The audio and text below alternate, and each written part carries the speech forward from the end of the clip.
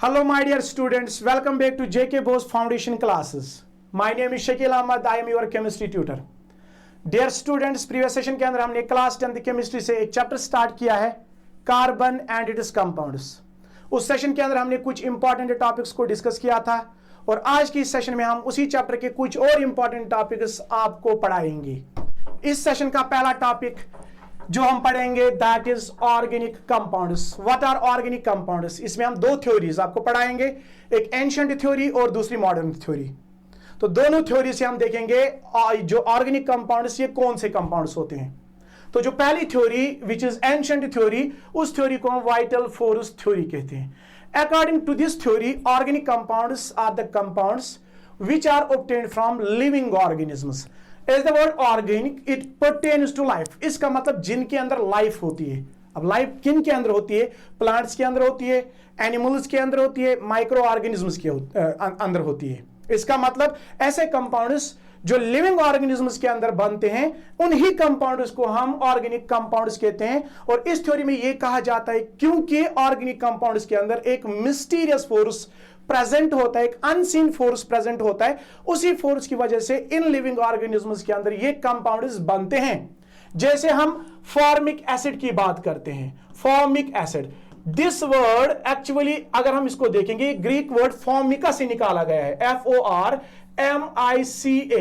Formica का मतलब होता है रेड एंट्स, क्योंकि रेड एंट्स के अंदर जो कंपाउंड पाया जाता है वो यही कंपाउंड होता है जिसको हम इट इज फॉर्मिक एसिड। इस कंपाउंड को हम फॉर्मिक एसिड, इसका अगर हम सोर्स देखेंगे it is the living organism. और यहां पे आपका जो living organism it is red ants.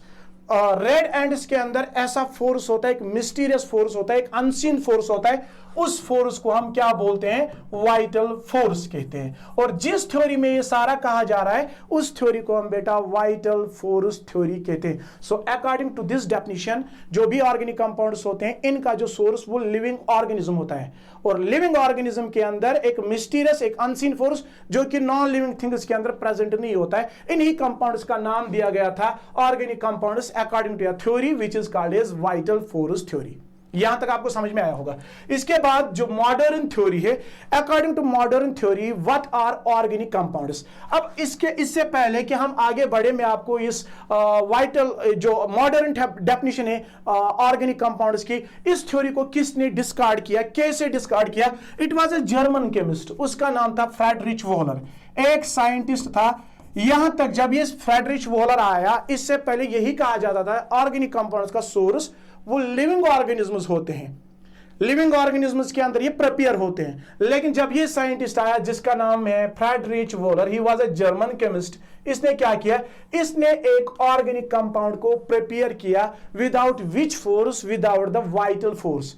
किस कंपाउंड को और कैसे ये प्रिपेयर कर रहा है? ये लेबोरेटरी में दो इनऑर्गेनिक कंपाउंड्स ले रहा है। One compound is called as NH4Cl. This is called as ammonium chloride. इसको ये रिएक्ट करा रहा है इस कंपाउंड के साथ KCNO. This compound is called as potassium cyanide. दोनों कंपाउंड्स अगर इनका नेचर हम देखेंगे बोथ आर इनऑर्गेनिक कंपाउंड्स। यहां पे किसी भी वाइटल फोर्स की जरूरत फ्रेडरिच वोहलर को नहीं पड़ी। सिंपली वो क्या कर रहा है? वो दो कंपाउंड्स को ले रहा है, दो इनऑर्गेनिक कंपाउंड्स को ले रहा है। One compound is called as ammonium chloride और दूसरे कंपाउंड को हम पोटेशियम साइनेट कहते हैं। यहां पे जब इसने इनको आपस में रिएक्ट कराया तो यहां पे उसको एक कंपाउंड ऐसा मिला NH4CNO, this is called as ammonium cyanate, plus यहां पे उसको KCl पोटेशियम क्लोराइड मिल रहा है। ये जो कंपाउंड यहां पे अमोनियम साइनेट, यहां पे ऐसे लिखेंगे NH4CNO, ये इस कंपाउंड को फर्दर हीट दे रहा है। जब ये इस कंपाउंड को हीट दे रहा है तो इस कंपाउंड के अंदर रीअरेंजमेंट ऑफ एटम्स होता है। जब इसमें रीअरेंजमेंट ऑफ एटम्स हुआ तो यहां पे जो कंपाउंड बन गया NH2C double bond O NH2, this compound is called as urea and we know that this compound urea is an organic compound. अब आपने ऑर्गेनिक कंपाउंड जो यहां पे आपने बनाया, क्या ये लिविंग ऑर्गेनिज्म के अंदर प्रिपेयर हुआ? क्या आपने इसको लेबोरेटरी के अंदर बनाया? हाँ, हमने इसको लेबोरेटरी के अंदर बनाया। मैंने नहीं बनाया, फ्रेडरिच वोहलर इसको लेबोरेटरी के अंदर बना रहा है। कैसे, क्या यहां पे लेबोरेटरी के अंदर उसको वाइटल फोर्स की जरूरत पड़ी? नहीं पड़ी। Without the use of the vital force he is preparing this organic compound from two inorganic compounds. It means that this theory which is called as vital force theory, it was discarded. तो इसको discard किया गया by Friedrich Wöhler by preparing this organic compound without the use of the vital force. Further जो यहां पे Friedrich volar ने एक compound, एक ऑर्गेनिक कंपाउंड प्रिपेयर किया, सिमिलरली एक और साइंटिस्ट आ गया जिसका नाम है कॉल्ब, KOLBE, कॉल्ब। इसने क्या किया? इसने भी एक ऑर्गेनिक कंपाउंड को प्रिपेयर किया which is called as methane. तो यहां पे मीथेन को प्रिपेयर कर रहा है without which force? Vital force. तो यहां पे इस थ्योरी को सपोर्ट मिल रहा है। एक और साइंटिस्ट आ गया जिसका नाम था बर्थलॉट। इस साइंटिस्ट का नाम है बर्थलॉट। ये एक और कंपाउंड को प्रिपेयर कर रहा है। अगर हम उस कंपाउंड को देखेंगे, वो कंपाउंड ये होता है जिसको हम इथेनॉइक या एसिटिक एसिड के नाम से जानते हैं। सो इथेनॉइक एसिड, इथेन, आपका ये यूरिया, ये सारे ऑर्गेनिक कंपाउंड से, और आप इनको लेबोरेटरी के अंदर भी बना सकते हो। इससे ये साबित हो रहा है कि जो ऑर्गेनिक कंपाउंड्स है, ये जरूरी नहीं है कि ये ऑर्गेनिज्म से ही प्रिपेयर होते हैं। ये आप लेबोरेटरी के अंदर भी बना सकते हो without the use of vital force. So this theory which is called as vital force, ये डिस्कार्ड की गई। इसके बाद एक और डेफिनेशन आ गई किसकी? ऑर्गेनिक कंपाउंड्स की, जिसको हम मॉडर्न थ्योरी कहते हैं। अकॉर्डिंग टू मॉडर्न थ्योरी, ऐसे कंपाउंड्स जिनके अंदर कार्बन और हाइड्रोजन प्रेजेंट होता है, they are called as hydrocarbons. यानी कौन से कंपाउंड्स को हम ऑर्गेनिक कंपाउंड्स कहते हैं? Hydrocarbons are called as organic compounds. This is the modern definition. Now what are these hydrocarbons? As the word hydrocarbon, it is actually the combination of two words.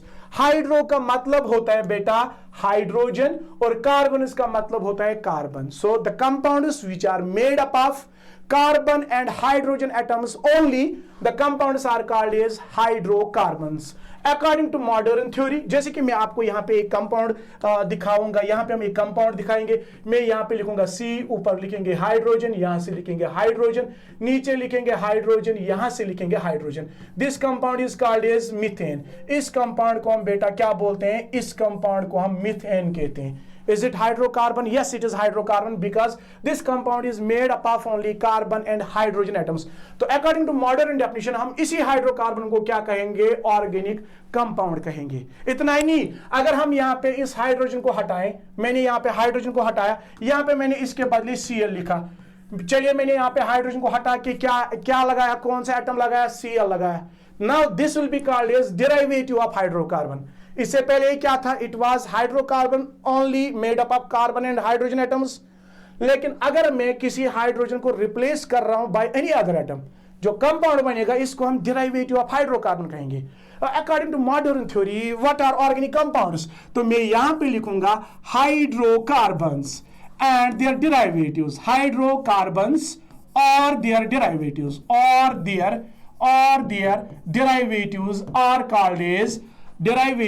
are called as organic compounds. Hope आपको ये definition समझ में आई होगी. According to modern definition, what are organic compounds? These are the simple hydrocarbons or their derivatives. ये hydrocarbons हो सकते हैं या उनके derivatives, उन्हीं compounds को हम organic compounds कहते हैं. यहाँ पे आप देखिए what are hydrocarbons? The compounds containing hydrogen and carbon atoms only, they are called as hydrocarbons. और इन्हीं hydrocarbons को हम organic compounds कहते हैं. या इनसे जो कंपाउंड्स हम बनाते हैं which are called as derivatives of hydrocarbons, they are called as organic compounds. यहां तक आपको समझ में आया होगा. Now what is this organic chemistry, जो आपको आगे जाके क्लास 11th में आपने अलग से पढ़नी है. ऑर्गेनिक केमिस्ट्री का वो ब्रांच है, it's a special branch of the chemistry in which deals with the study of hydrocarbons. जहां पे हम किसकी स्टडी करते हैं? हाइड्रोकार्बन्स की स्टडी करते हैं या उनके डेरिवेटिव्स की स्टडी करते हैं. जिस केमिस्ट्री के ब्रांच में हम किन के बारे में पढ़ते हैं? हाइड्रोकार्बन्स के बारे में पढ़ते हैं या उनके डेरिवेटिव्स के बारे में पढ़ते हैं. The special branch of chemistry is called as organic chemistry. Hope आपको ऑर्गेनिक कंपाउंड्स की डेफिनेशन समझ में आई होगी और ऑर्गेनिक केमिस्ट्री का कौन सा ब्रांच है वो भी आपको समझ में आया होगा. चलिए इसके बाद आगे बढ़ते हैं. जो हमारे हाइड्रोकार्बन्स होते हैं, this is very very important question from the board examination point of the view. ये क्वेश्चन आपकी बोर्ड एग्जाम में पूछा जाता है और ये पूछा भी जा सकता है इस साल. What are hydrocarbons, what are its types? तो अभी मैंने आपको बताया हाइड्रोकार्बन्स वो कंपाउंड्स होते हैं जो खाली कार्बन और हाइड्रोजन एटम्स के बने हुए होते हैं. तो इस लेक्चर के अंदर जो हम बात करेंगे, इस टॉपिक के अंदर जो हम बात करेंगे, हम खाली हाइड्रोकार्बन्स की बात करेंगे। जितने भी हमारे हाइड्रोकार्बन्स है वो सारे हाइड्रोकार्बन्स दो ग्रुप्स में डिवाइड किए गए हैं।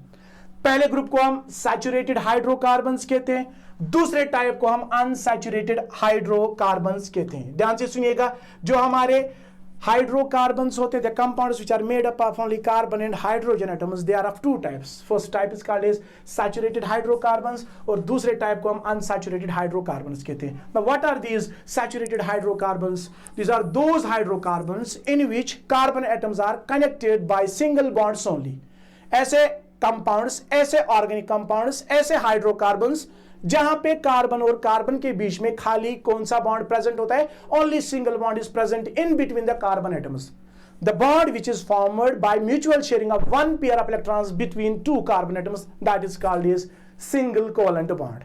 तो यहां पे ऐसे कंपाउंड्स के अंदर अगर हम देखेंगे कार्बन और कार्बन के बीच में खाली कौन सा बॉन्ड होता है? खाली सिंगल बॉन्ड होता है। तो ऐसे हाइड्रोकार्बन्स को हम सैचुरेटेड हाइड्रोकार्बन्स कहते हैं। मैं आपको यहां पे एक एग्जांपल बताऊंगा, CH3 सिंगल बॉन्ड CH3। यहां पे कार्बन और कार्बन के बीच में हाइड्रोकार्बन है, क्योंकि कार्बन और हाइड्रोजन एटम्स के आपको इस कंपाउंड में मिल रहे हैं। यहां पे कार्बन और कार्बन के बीच में कौन सा बॉन्ड है? Only single bond. तो इसी हाइड्रोकार्बन को हम सैचुरेटेड हाइड्रोकार्बन कहेंगे।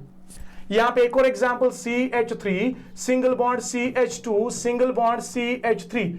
इस कंपाउंड के अंदर कितने कार्बन एटम्स प्रेजेंट है और उनके बीच में कौन सा बॉन्ड प्रेजेंट है? उनके बीच में सिंगल बॉन्ड प्रेजेंट है। 3 कार्बन एटम्स के बीच में 2 सिंगल बॉन्ड्स प्रेजेंट है और साथ में इस कंपाउंड के अंदर खाली हाइड्रोजन एटम्स प्रेजेंट है। तो हाइड्रोकार्बन कहेंगे, लेकिन हाइड्रोकार्बन में आपने यहां पे आइडेंटिफाई करना है कार्बन और कार्बन के बीच का बॉन्ड का नेचर क्या है। यहां पे जब हम इसका नेचर देखते हैं तो it is single bond. So when there is single bond in between carbon atoms, hydrocarbon के अंदर जब आपको खाली सिंगल बॉन्ड नजर आए तो ऐसे हाइड्रोकार्बन्स को हम सैचुरेटेड हाइड्रोकार्बन्स कहते हैं। Saturated hydrocarbons, a hydrocarbon in which the carbon atoms are joined by a single bond। यहां पे कार्बन एटम्स के बीच में सिंगल बॉन्ड होता है। They are also called as alkanes. मैं अभी इनको एक एक करके आपको पढ़ाऊंगा। What are alkanes, what are alkenes, what are alkynes.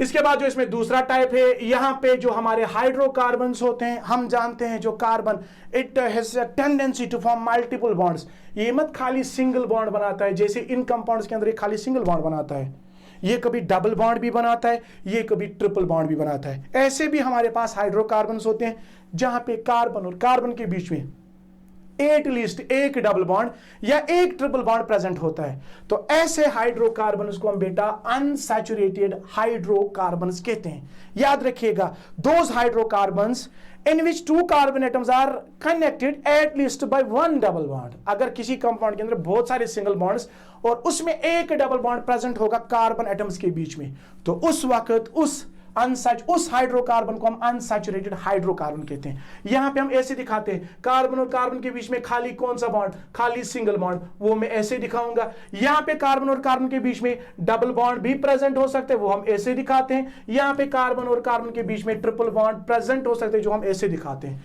अब अगर दोनों केस में, चाहे कंपाउंड के अंदर डबल बॉन्ड हो, चाहे कंपाउंड के अंदर ट्रिपल बॉन्ड हो, दोनों को हम एक ही नाम देते हैं, अनसैचुरेटेड हाइड्रोकार्बन्स।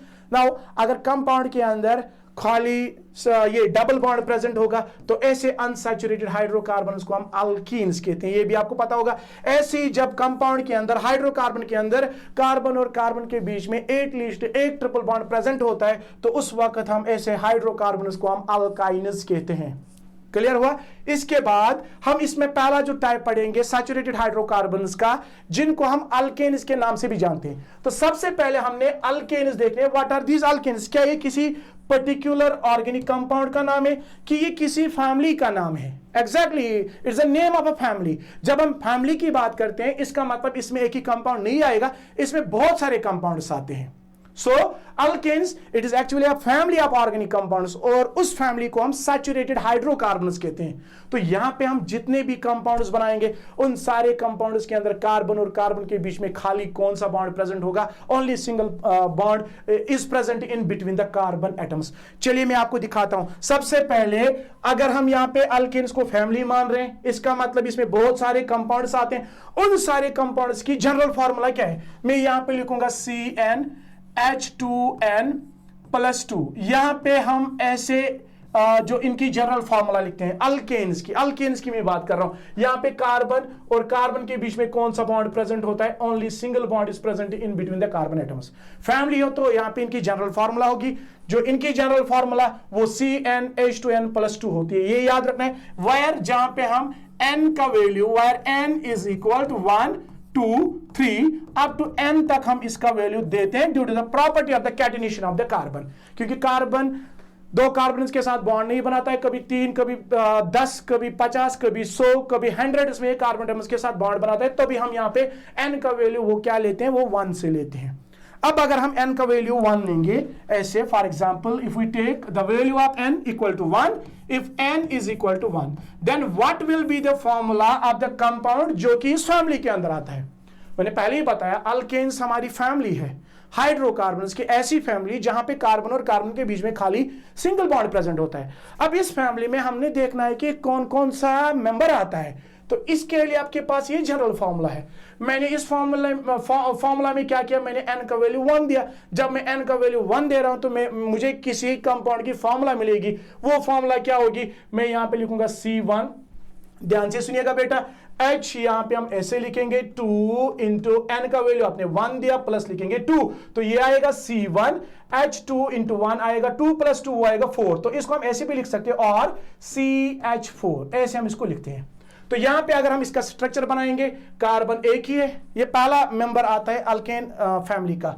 यहां पे कार्बन एक, इसके साथ 4 हाइड्रोजन। मैं यहां से एक हाइड्रोजन दिखाऊंगा, यहां से एक हाइड्रोजन दिखाऊंगा, यहां से एक हाइड्रोजन दिखाऊंगा, और यहां से एक हाइड्रोजन दिखाऊंगा। मैंने प्रीवियस लेक्चर में आपको पढ़ाया है कि जो कार्बन है इसकी वैलेंसी वो 4 होती है। इसका मतलब इसके लास्ट शेल में 4 इलेक्ट्रॉन्स अवेलेबल रहते हैं बॉन्ड बनाने के लिए। ये इसका एक वैलेंस इलेक्ट्रॉन, ये इसका दूसरा वैलेंस इलेक्ट्रॉन, ये इसका एक और वैलेंस इलेक्ट्रॉन, और ये इसका एक और वैलेंस इलेक्ट्रॉन। एंड ये भी हम जानते हैं जो हाइड्रोजन है इसकी जो वैलेंसी वो 1 है। इसका मतलब इसका एक वैलेंस इलेक्ट्रॉन, इसका एक वैलेंस इलेक्ट्रॉन, इसका एक वैलेंस इलेक्ट्रॉन, इसका एक वैलेंस इलेक्ट्रॉन। ध्यान से सुनिएगा, ये आपने पहला मेंबर बनाया, इसमें 4 हाइड्रोजन एटम्स और एक कार्बन एटम प्रेजेंट है। अब ये एक दूसरे के साथ कैसे बॉन्ड बनाते हैं? ये इसलिए एक दूसरे के साथ बॉन्ड बनाते हैं सो दैट हर एक एटम की क्या हो जाए? वैलेंसी सेटिस्फाई हो जाए। अब यहाँ पे हाइड्रोजन को डुप्लेट कंप्लीट करना है और यहाँ पे कार्बन अपना ऑक्टेट कंप्लीट करिएगा। जब हम ऐसा स्ट्रक्चर बनाते हैं, इसमें जो एटम्स इन्वॉल्व होते हैं उन एटम्स के last electron, I mean to say valence electrons, जब हम ऐसे स्ट्रक्चर में रिप्रेजेंट करते हैं, so this representation is called as electron dot structure. इसको हम बेटा इलेक्ट्रॉन डॉट स्ट्रक्चर कहते हैं। अब मैं यहाँ पे आपको इसी स्ट्रक्चर के अंदर इलेक्ट्रॉन डॉट स्ट्रक्चर में शेयरिंग दिखाऊंगा। कैसे शेयर करते हैं? आप सबसे पहले हाइड्रोजन एटम्स की वैलेंसी को सेटिस्फाई कीजिए। जरा मुझे बताया हाइड्रोजन क्या कंप्लीट करेगा? It will complete it is duplet. तो ये इसके साथ अपना एक इलेक्ट्रॉन शेयर करेगा, ये अपना एक इलेक्ट्रॉन इस कार्बन के इस इलेक्ट्रॉन के साथ शेयर करेगा। सिमिलरली हाइड्रोजन का ये इलेक्ट्रॉन कार्बन के इस इलेक्ट्रॉन के साथ शेयर करेगा। ऐसे यहां पे ये हाइड्रोजन अपना एक इलेक्ट्रॉन कार्बन के इस इलेक्ट्रॉन के साथ शेयर कर रहा है। इसका भी डुप्लेट कंप्लीट, इसका भी डुप्लेट, इसका भी डुप्लेट, इसका भी डुप्लेट, सबका डुप्लेट कंप्लीट हो रहा है। Is it clear? Very good. अब रही बात कार्बन की, इसके लास्ट शेल में 1 2 3 4, तो ये क्या करेंगे? ये 4 इलेक्ट्रॉन्स किन के साथ? हाइड्रोजन के 4 इलेक्ट्रॉन्स के साथ शेयर होंगे। ऐसे यहां पे हम दिखाएंगे, this is the sharing of the electrons. अब इस शेयरिंग में जब हम देखते हैं, आप जरा देखिए, यहां पे कार्बन था आपका, ऊपर इसने हाइड्रोजन के साथ एक इलेक्ट्रॉन पेयर शेयर किया, ये इसका एक इलेक्ट्रॉन, ये इसका एक, यानी इनके बीच में एक इलेक्ट्रॉन पेयर शेयर हो रहा है, तो उसको हम सिंगल बॉन्ड कहेंगे। यहां से भी एक इलेक्ट्रॉन पेयर शेयर हो रहा है, तो सिंगल बॉन्ड हाइड्रोजन के साथ, नीचे भी एक इलेक्ट्रॉन पेयर और यहां से भी एक इलेक्ट्रॉन पेयर, तो यहां पे कार्बन और हाइड्रोजन के बीच में यहां पे 4 covalent bond, 4 single bonds present है। This is called a structural formula. इसको हम बेटा स्ट्रक्चरल फार्मूला कहते हैं, ये भी याद रखिएगा, स्ट्रक्चरल फार्मूला। इसमें अगर हम इसको थोड़ा और कंडेंस करेंगे, मैं लिखूंगा यहां पे ऐसे सी के साथ 1 2 3 4, तो यहां पे हम लिखेंगे CH4। This is called as condensed formula. इसको हम बेटा कंडेंस्ड फार्मूला कहते हैं, कंडेंस्ड फार्मूला कहते हैं। This is called as condensed formula. इस कंपाउंड का नाम है मीथेन। अभी नॉमेनक्लेचर आपने नहीं पढ़ा है, तो इसके बाद में आपको नॉमेनक्लेचर भी पढ़ाऊंगा। इस कंपाउंड का नाम है मीथेन।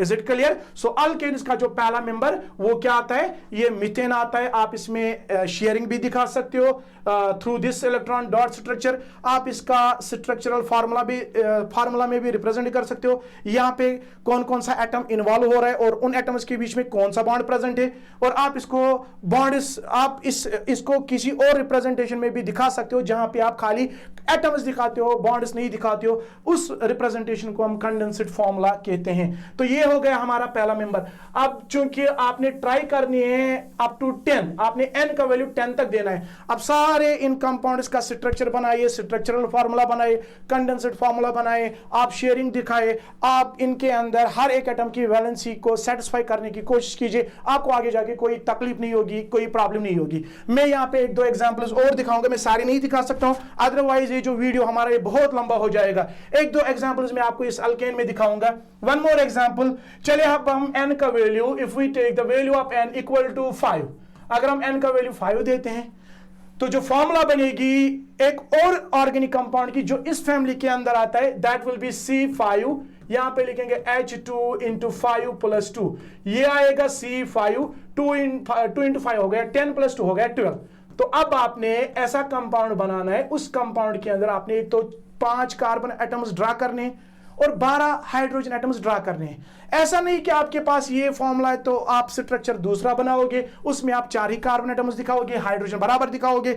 आपने 5 कार्बन एटम्स बराबर दिखाए, हाइड्रोजन को आपने कम या ज्यादा रखा तो स्ट्रक्चर गलत माना जाता है। फॉर्मूला के अंदर आपने चेक करना है कि कितने एटम्स किस एलिमेंट के प्रेजेंट हैं, वो सारे आपने ड्रा करने हैं, और फिर उसके बाद ऐसे शेयरिंग दिखानी है सो दैट हर एक एटम की वैलेंसी वो क्या हो जाए, सेटिस्फाई हो जाए। जरा मुझे बताइए बेटा, यहाँ पे कार्बन कितने हैं? 5, तो हम यहाँ पे 5 कार्बन एटम ड्रा करेंगे। What we are talking about, we are talking about alkanes. इसका मतलब इस कार्बन के बीच में single bond, single bond, single bond, single bond. इन कार्बन एटम्स के बीच में खाली कौन सा बॉन्ड प्रेजेंट होता है? क्योंकि अल्केन्स में कार्बन एटम्स के बीच में खाली सिंगल बॉन्ड होता है। तो मैं यहां से एक इलेक्ट्रॉन, यहां से एक इलेक्ट्रॉन, ये एक इलेक्ट्रॉन इसका मैं क्यों इसे इस साइड से दिखा रहा हूं, इसका एक इलेक्ट्रॉन इस साइड से क्यों दिखा रहा हूं? क्योंकि ये खाली एक इलेक्ट्रॉन पेयर आपस में शेयर करेंगे। ऐसे ही इसका यहां पे देखेंगे, इसके इस साइड से एक, इसका एक इलेक्ट्रॉन यहां से, इसका एक इलेक्ट्रॉन यहां से, इसका एक इलेक्ट्रॉन यहां से, इसका एक इलेक्ट्रॉन यहां से। हर एक कार्बन के ऊपर कितने इलेक्ट्रॉन्स होते हैं? वैलेंस इलेक्ट्रॉन्स 4 तो मैंने अभी एक ही दिखाया, दूसरा यहां पे दिखाऊंगा, तीसरा यहां पे दिखाऊंगा, चौथा यहां पे दिखाऊंगा। ये हो गए 4 valence electrons on this carbon atom. Similarly इस कार्बन एटम के ऊपर भी 4 वैलेंस इलेक्ट्रॉन्स होंगे। आपने अभी 2 ही दिखाए, एक यहां से दिखाया, एक यहां से दिखाया, इसका मतलब इसके ऊपर और 2 वैलेंस इलेक्ट्रॉन्स होंगे, वो हम ऐसे दिखाएंगे। सिमिलरली इस कार्बन एटम के ऊपर भी 4, 1 2 3 4, यहां पे भी 4, 1 2 3 4, यहां पे भी अभी इसमें आपने 2 ही दिखाए, तो यहां पे 1 2 3 एंड 4। यहां तक आपको समझ में आया होगा? 1 2 3 4 5, ये आएगा C5। अब इसमें हाइड्रोजन 12 है, तो आपने 6 हाइड्रोजन एटम्स को एक ही कार्बन पे नहीं डालने, जितनी इसकी वैलेंसी होगी तो उसी हिसाब से आपने इन हाइड्रोजन एटम्स को भी डिस्ट्रीब्यूट करना है। जैसे कि मैं आपको यहां पे बताऊं, इस कार्बन के ऊपर 4 वैलेंस इलेक्ट्रॉन से एक वैलेंस इलेक्ट्रॉन इसके साथ शेयर करेगा। 4 में से अब कितने बचे? 3 ही बचे। इसका मतलब इन 3 वैलेंस इलेक्ट्रॉन्स के साथ क्या प्रेजेंट होंगे? 3 हाइड्रोजन एटम। एक यहां से, वो मैं ऐसे इसका वैलेंस इलेक्ट्रॉन दिखाऊंगा, यहां से एक, यहां से इसका वैलेंस इलेक्ट्रॉन, और यहां से एक हाइड्रोजन, यहां से इसका वैलेंस इलेक्ट्रॉन। बीच वाले कार्बन को देखिए, यहां से एक इलेक्ट्रॉन इस कार्बन के साथ शेयर कर रहा है, यहां से एक शेयर कर रहा है। 4 में से 2 कार्बन एटम्स के साथ शेयर कर रहा है। अब बचे 2, तो ऊपर इसके साथ एक हाइड्रोजन, नीचे इसके साथ एक और हाइड्रोजन। ऐसे ही यहां पे भी होगा, ऊपर एक, नीचे एक। आप इस कार्बन को देखिए, ऊपर एक, नीचे एक, सो दैट हर कार्बन की वैलेंसी या हाइड्रोजन एटम की वैलेंसी वो सेटिस्फाई होनी चाहिए। अब जो ये लास्ट वाला टर्मिनल कार्बन है, इसने एक इलेक्ट्रॉन इस कार्बन के साथ शेयर किया है। अब बचे 3, तो इसका मतलब इसके साथ 3 हाइड्रोजन एटम, वो हम ऐसे दिखाएंगे, यहाँ पे ऐसे, यहाँ पे ऐसे, यहाँ पे ऐसे दिखाएंगे। अब जरा चेक कीजिए इस कंपाउंड के अंदर कार्बन एटम्स 1 2 3 4 5, तो C5 आ गया। हाइड्रोजन 1 2 3 4 5 6 7 8 9 10 11 12 हाइड्रोजन एटम्स भी यहां पे आ गए। अब इसमें हम शेयरिंग दिखाएंगे। This representation is called as what? इसको हम इलेक्ट्रॉन डॉट स्ट्रक्चर कहते हैं। अब यहां पे हाइड्रोजन एटम्स की शेयरिंग करेंगे, ये अपना डुप्लेट कंप्लीट करेंगे। हर एक हाइड्रोजन एटम आपने अपना एक इलेक्ट्रॉन कार्बन के एक इलेक्ट्रॉन के साथ ऐसे शेयर कर रहा है, यहाँ पे इसके साथ शेयर करेगा। ऐसे आप यहाँ पे खुद इसमें ये शेयरिंग दिखा सकते हो। हाइड्रोजन का एक इलेक्ट्रॉन कार्बन के एक इलेक्ट्रॉन के साथ यहाँ पे शेयर हो रहे हैं, तो यहाँ पे हाइड्रोजन एटम्स की वैलेंसी वो सेटिस्फाई हो रही है। अब रही बात कार्बन एटम्स की वैलेंसी कैसे यहाँ पे सेटिस्फाई होगी। ये देखिए, आप कार्बन के लास्ट शेल में 4, 1 2 3 4 और 4 चाहिए। 3 कहां से लेगा, इन 3 हाइड्रोजन एटम से लेगा। अब रही एक इलेक्ट्रॉन की बात, तो वो इस कार्बन के साथ बॉन्ड बनाएगा, ये वाला कार्बन 1 2 3 4 और 4 चाहिए, 2 हाइड्रोजन इसके पास है, एक साइड से कार्बन का ये और इस कार्बन का ये इलेक्ट्रॉन, तो शेयरिंग ऐसी होगी। यहां पे हम ऐसे इसको दिखाएंगे, तो इसकी भी वैलेंसी, इसका ऑक्टेट कंप्लीट होगा। सिमिलरली इस कार्बन की भी वैलेंसी ऐसे सेटिस्फाई होगी, हाइड्रोजन के 2 इलेक्ट्रॉन्स और कार्बन के ये 2 इलेक्ट्रॉन, इस कार्बन का ये वाला इलेक्ट्रॉन, इस कार्बन के ये वाला इलेक्ट्रॉन, और यहां पे भी ऐसी ही शेयरिंग होगी इन द सेम वे जैसे आपने इससे पहले कार्बन में दिखाया, और लास्ट कार्बन में भी ऐसी। यहां पे इसके साथ 3 हाइड्रोजन एटम्स प्रेजेंट है, इसका मतलब इनके 3 जो इलेक्ट्रॉन्स कार्बन के 1 इलेक्ट्रॉन के साथ ऐसे शेयर होंगे। तो यहां पे आप जरा चेक कीजिए, यहां पे आप जरा चेक कीजिए हर एक एटम की वैलेंसी सेटिस्फाई हो रही है कि नहीं हो रही है। This is called as sharing. अब इसका हम स्ट्रक्चरल फार्मूला में इसको रिप्रेजेंट करेंगे। ये आपके पास कार्बन था, ऊपर ये हाइड्रोजन के साथ, यहां पे आप देखिए एक बॉन्ड बना रहा है, सिंगल बॉन्ड बना रहा है, वहां से भी सिंगल बॉन्ड बना रहा है, यहां से भी सिंगल बॉन्ड बना रहा है, यहां से कार्बन और कार्बन के बीच में सिंगल बॉन्ड, एक ही इलेक्ट्रॉन पेयर शेयर हो रहा है। तो कार्बन ऊपर हम दिखाएंगे हाइड्रोजन, नीचे हम दिखाएंगे हाइड्रोजन, यहां से हम दिखाएंगे कार्बन, ऊपर हाइड्रोजन। आप जरा चेक कीजिए, नीचे हाइड्रोजन, यहां पे कार्बन, ऊपर हाइड्रोजन, नीचे हाइड्रोजन, यहां से कार्बन, ऊपर हाइड्रोजन, नीचे हाइड्रोजन, और लास्ट में यहां पे हाइड्रोजन आएगा। This structure will be called as structural formula.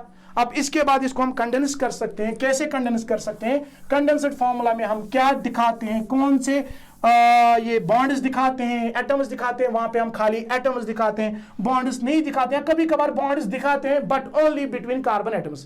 Carbon और हाइड्रोजन के बीच में जो बॉन्ड होता है उसको हम कम करते हैं। जैसे कि मैं यहाँ पे आपको दिखाऊंगा, जो पहला कार्बन है, इस पहले कार्बन के साथ 3 हाइड्रोजन, 1 2 3, तो मैं ऐसे लिखूंगा CH3। इसके बाद कार्बन और कार्बन के बीच का बॉन्ड हम दिखाते हैं, कभी कभार, कभी नहीं दिखाते हैं। फिर यहां पे आएगा C, इस दूसरे कार्बन के साथ 2 हाइड्रोजन एटम्स, तो मैं यहां पे इसको ऐसे लिखूंगा CH2। आप तीसरे कार्बन पे देखिए कितने हाइड्रोजन एटम्स, 2 ही है। आप चौथे कार्बन पे देखिए 2 ही है। आप 5th कार्बन पे, लास्ट कार्बन पे, टर्मिनल कार्बन पे देखिए, उस पे 3 हाइड्रोजन एटम्स प्रेजेंट है। So this representation is called as condensed formula.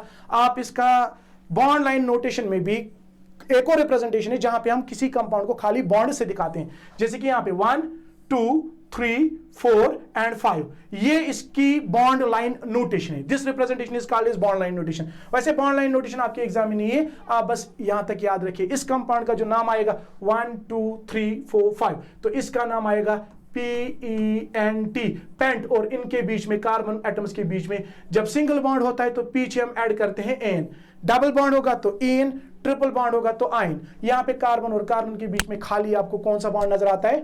Single bond नजर आता है। तो आपने इस पेंट के पीछे कौन सा लेटर, कौन सा वर्ड ऐड करना है, उसको हम एन लिखते हैं। तो कंपाउंड का नाम आएगा एन पेंटेन। चूंकि यहाँ पे कार्बन एटम्स का अरेंजमेंट वो स्ट्रेट है, that is why we write this small letter in front of this name, n pentane, normal pentane इसका नाम आएगा। आप ट्राई कर सकते हो, मैंने आपको एन का वैल्यू 1 दिखाया, एन का वैल्यू 5 दिखाया। आप एन का वैल्यू 2 दीजिए, 3 दीजिए, 4 दीजिए, 6 दीजिए, 7 दीजिए, 8 अप टू 10 तक आपने इनके सारे स्ट्रक्चर्स, आपने अरेंजमेंट दिखानी है, शेयरिंग दिखानी है, आपने स्ट्रक्चरल फार्मूला दिखानी है, आपने इनकी कंडेंस्ड फार्मूला दिखानी है। जब जिसको ये आएगा तो उसको आगे जाके कोई टेंशन, कोई तकलीफ नहीं होगी ऑर्गेनिक केमिस्ट्री को पढ़ने में। चलिए, इसके बाद ये हो गया एक मेंबर हमारे हाइड्रोकार्बन्स का। अब इसके बाद जो हमारा दूसरा टाइप है हाइड्रोकार्बन्स का, which are called as unsaturated hydrocarbons. अभी आपने बताया अनसैचुरेटेड हाइड्रोकार्बन्स ऐसे कंपाउंड्स होते हैं, ऐसे ऑर्गेनिक कंपाउंड्स होते हैं जहां पे कार्बन और कार्बन के बीच में या तो डबल बॉन्ड प्रेजेंट होगा या ट्रिपल बॉन्ड प्रेजेंट होगा। Such type of hydrocarbons are called as unsaturated hydrocarbons. अब अगर कार्बन और कार्बन के बीच में कंपाउंड के अंदर एटलीस्ट एक डबल बॉन्ड प्रेजेंट होगा।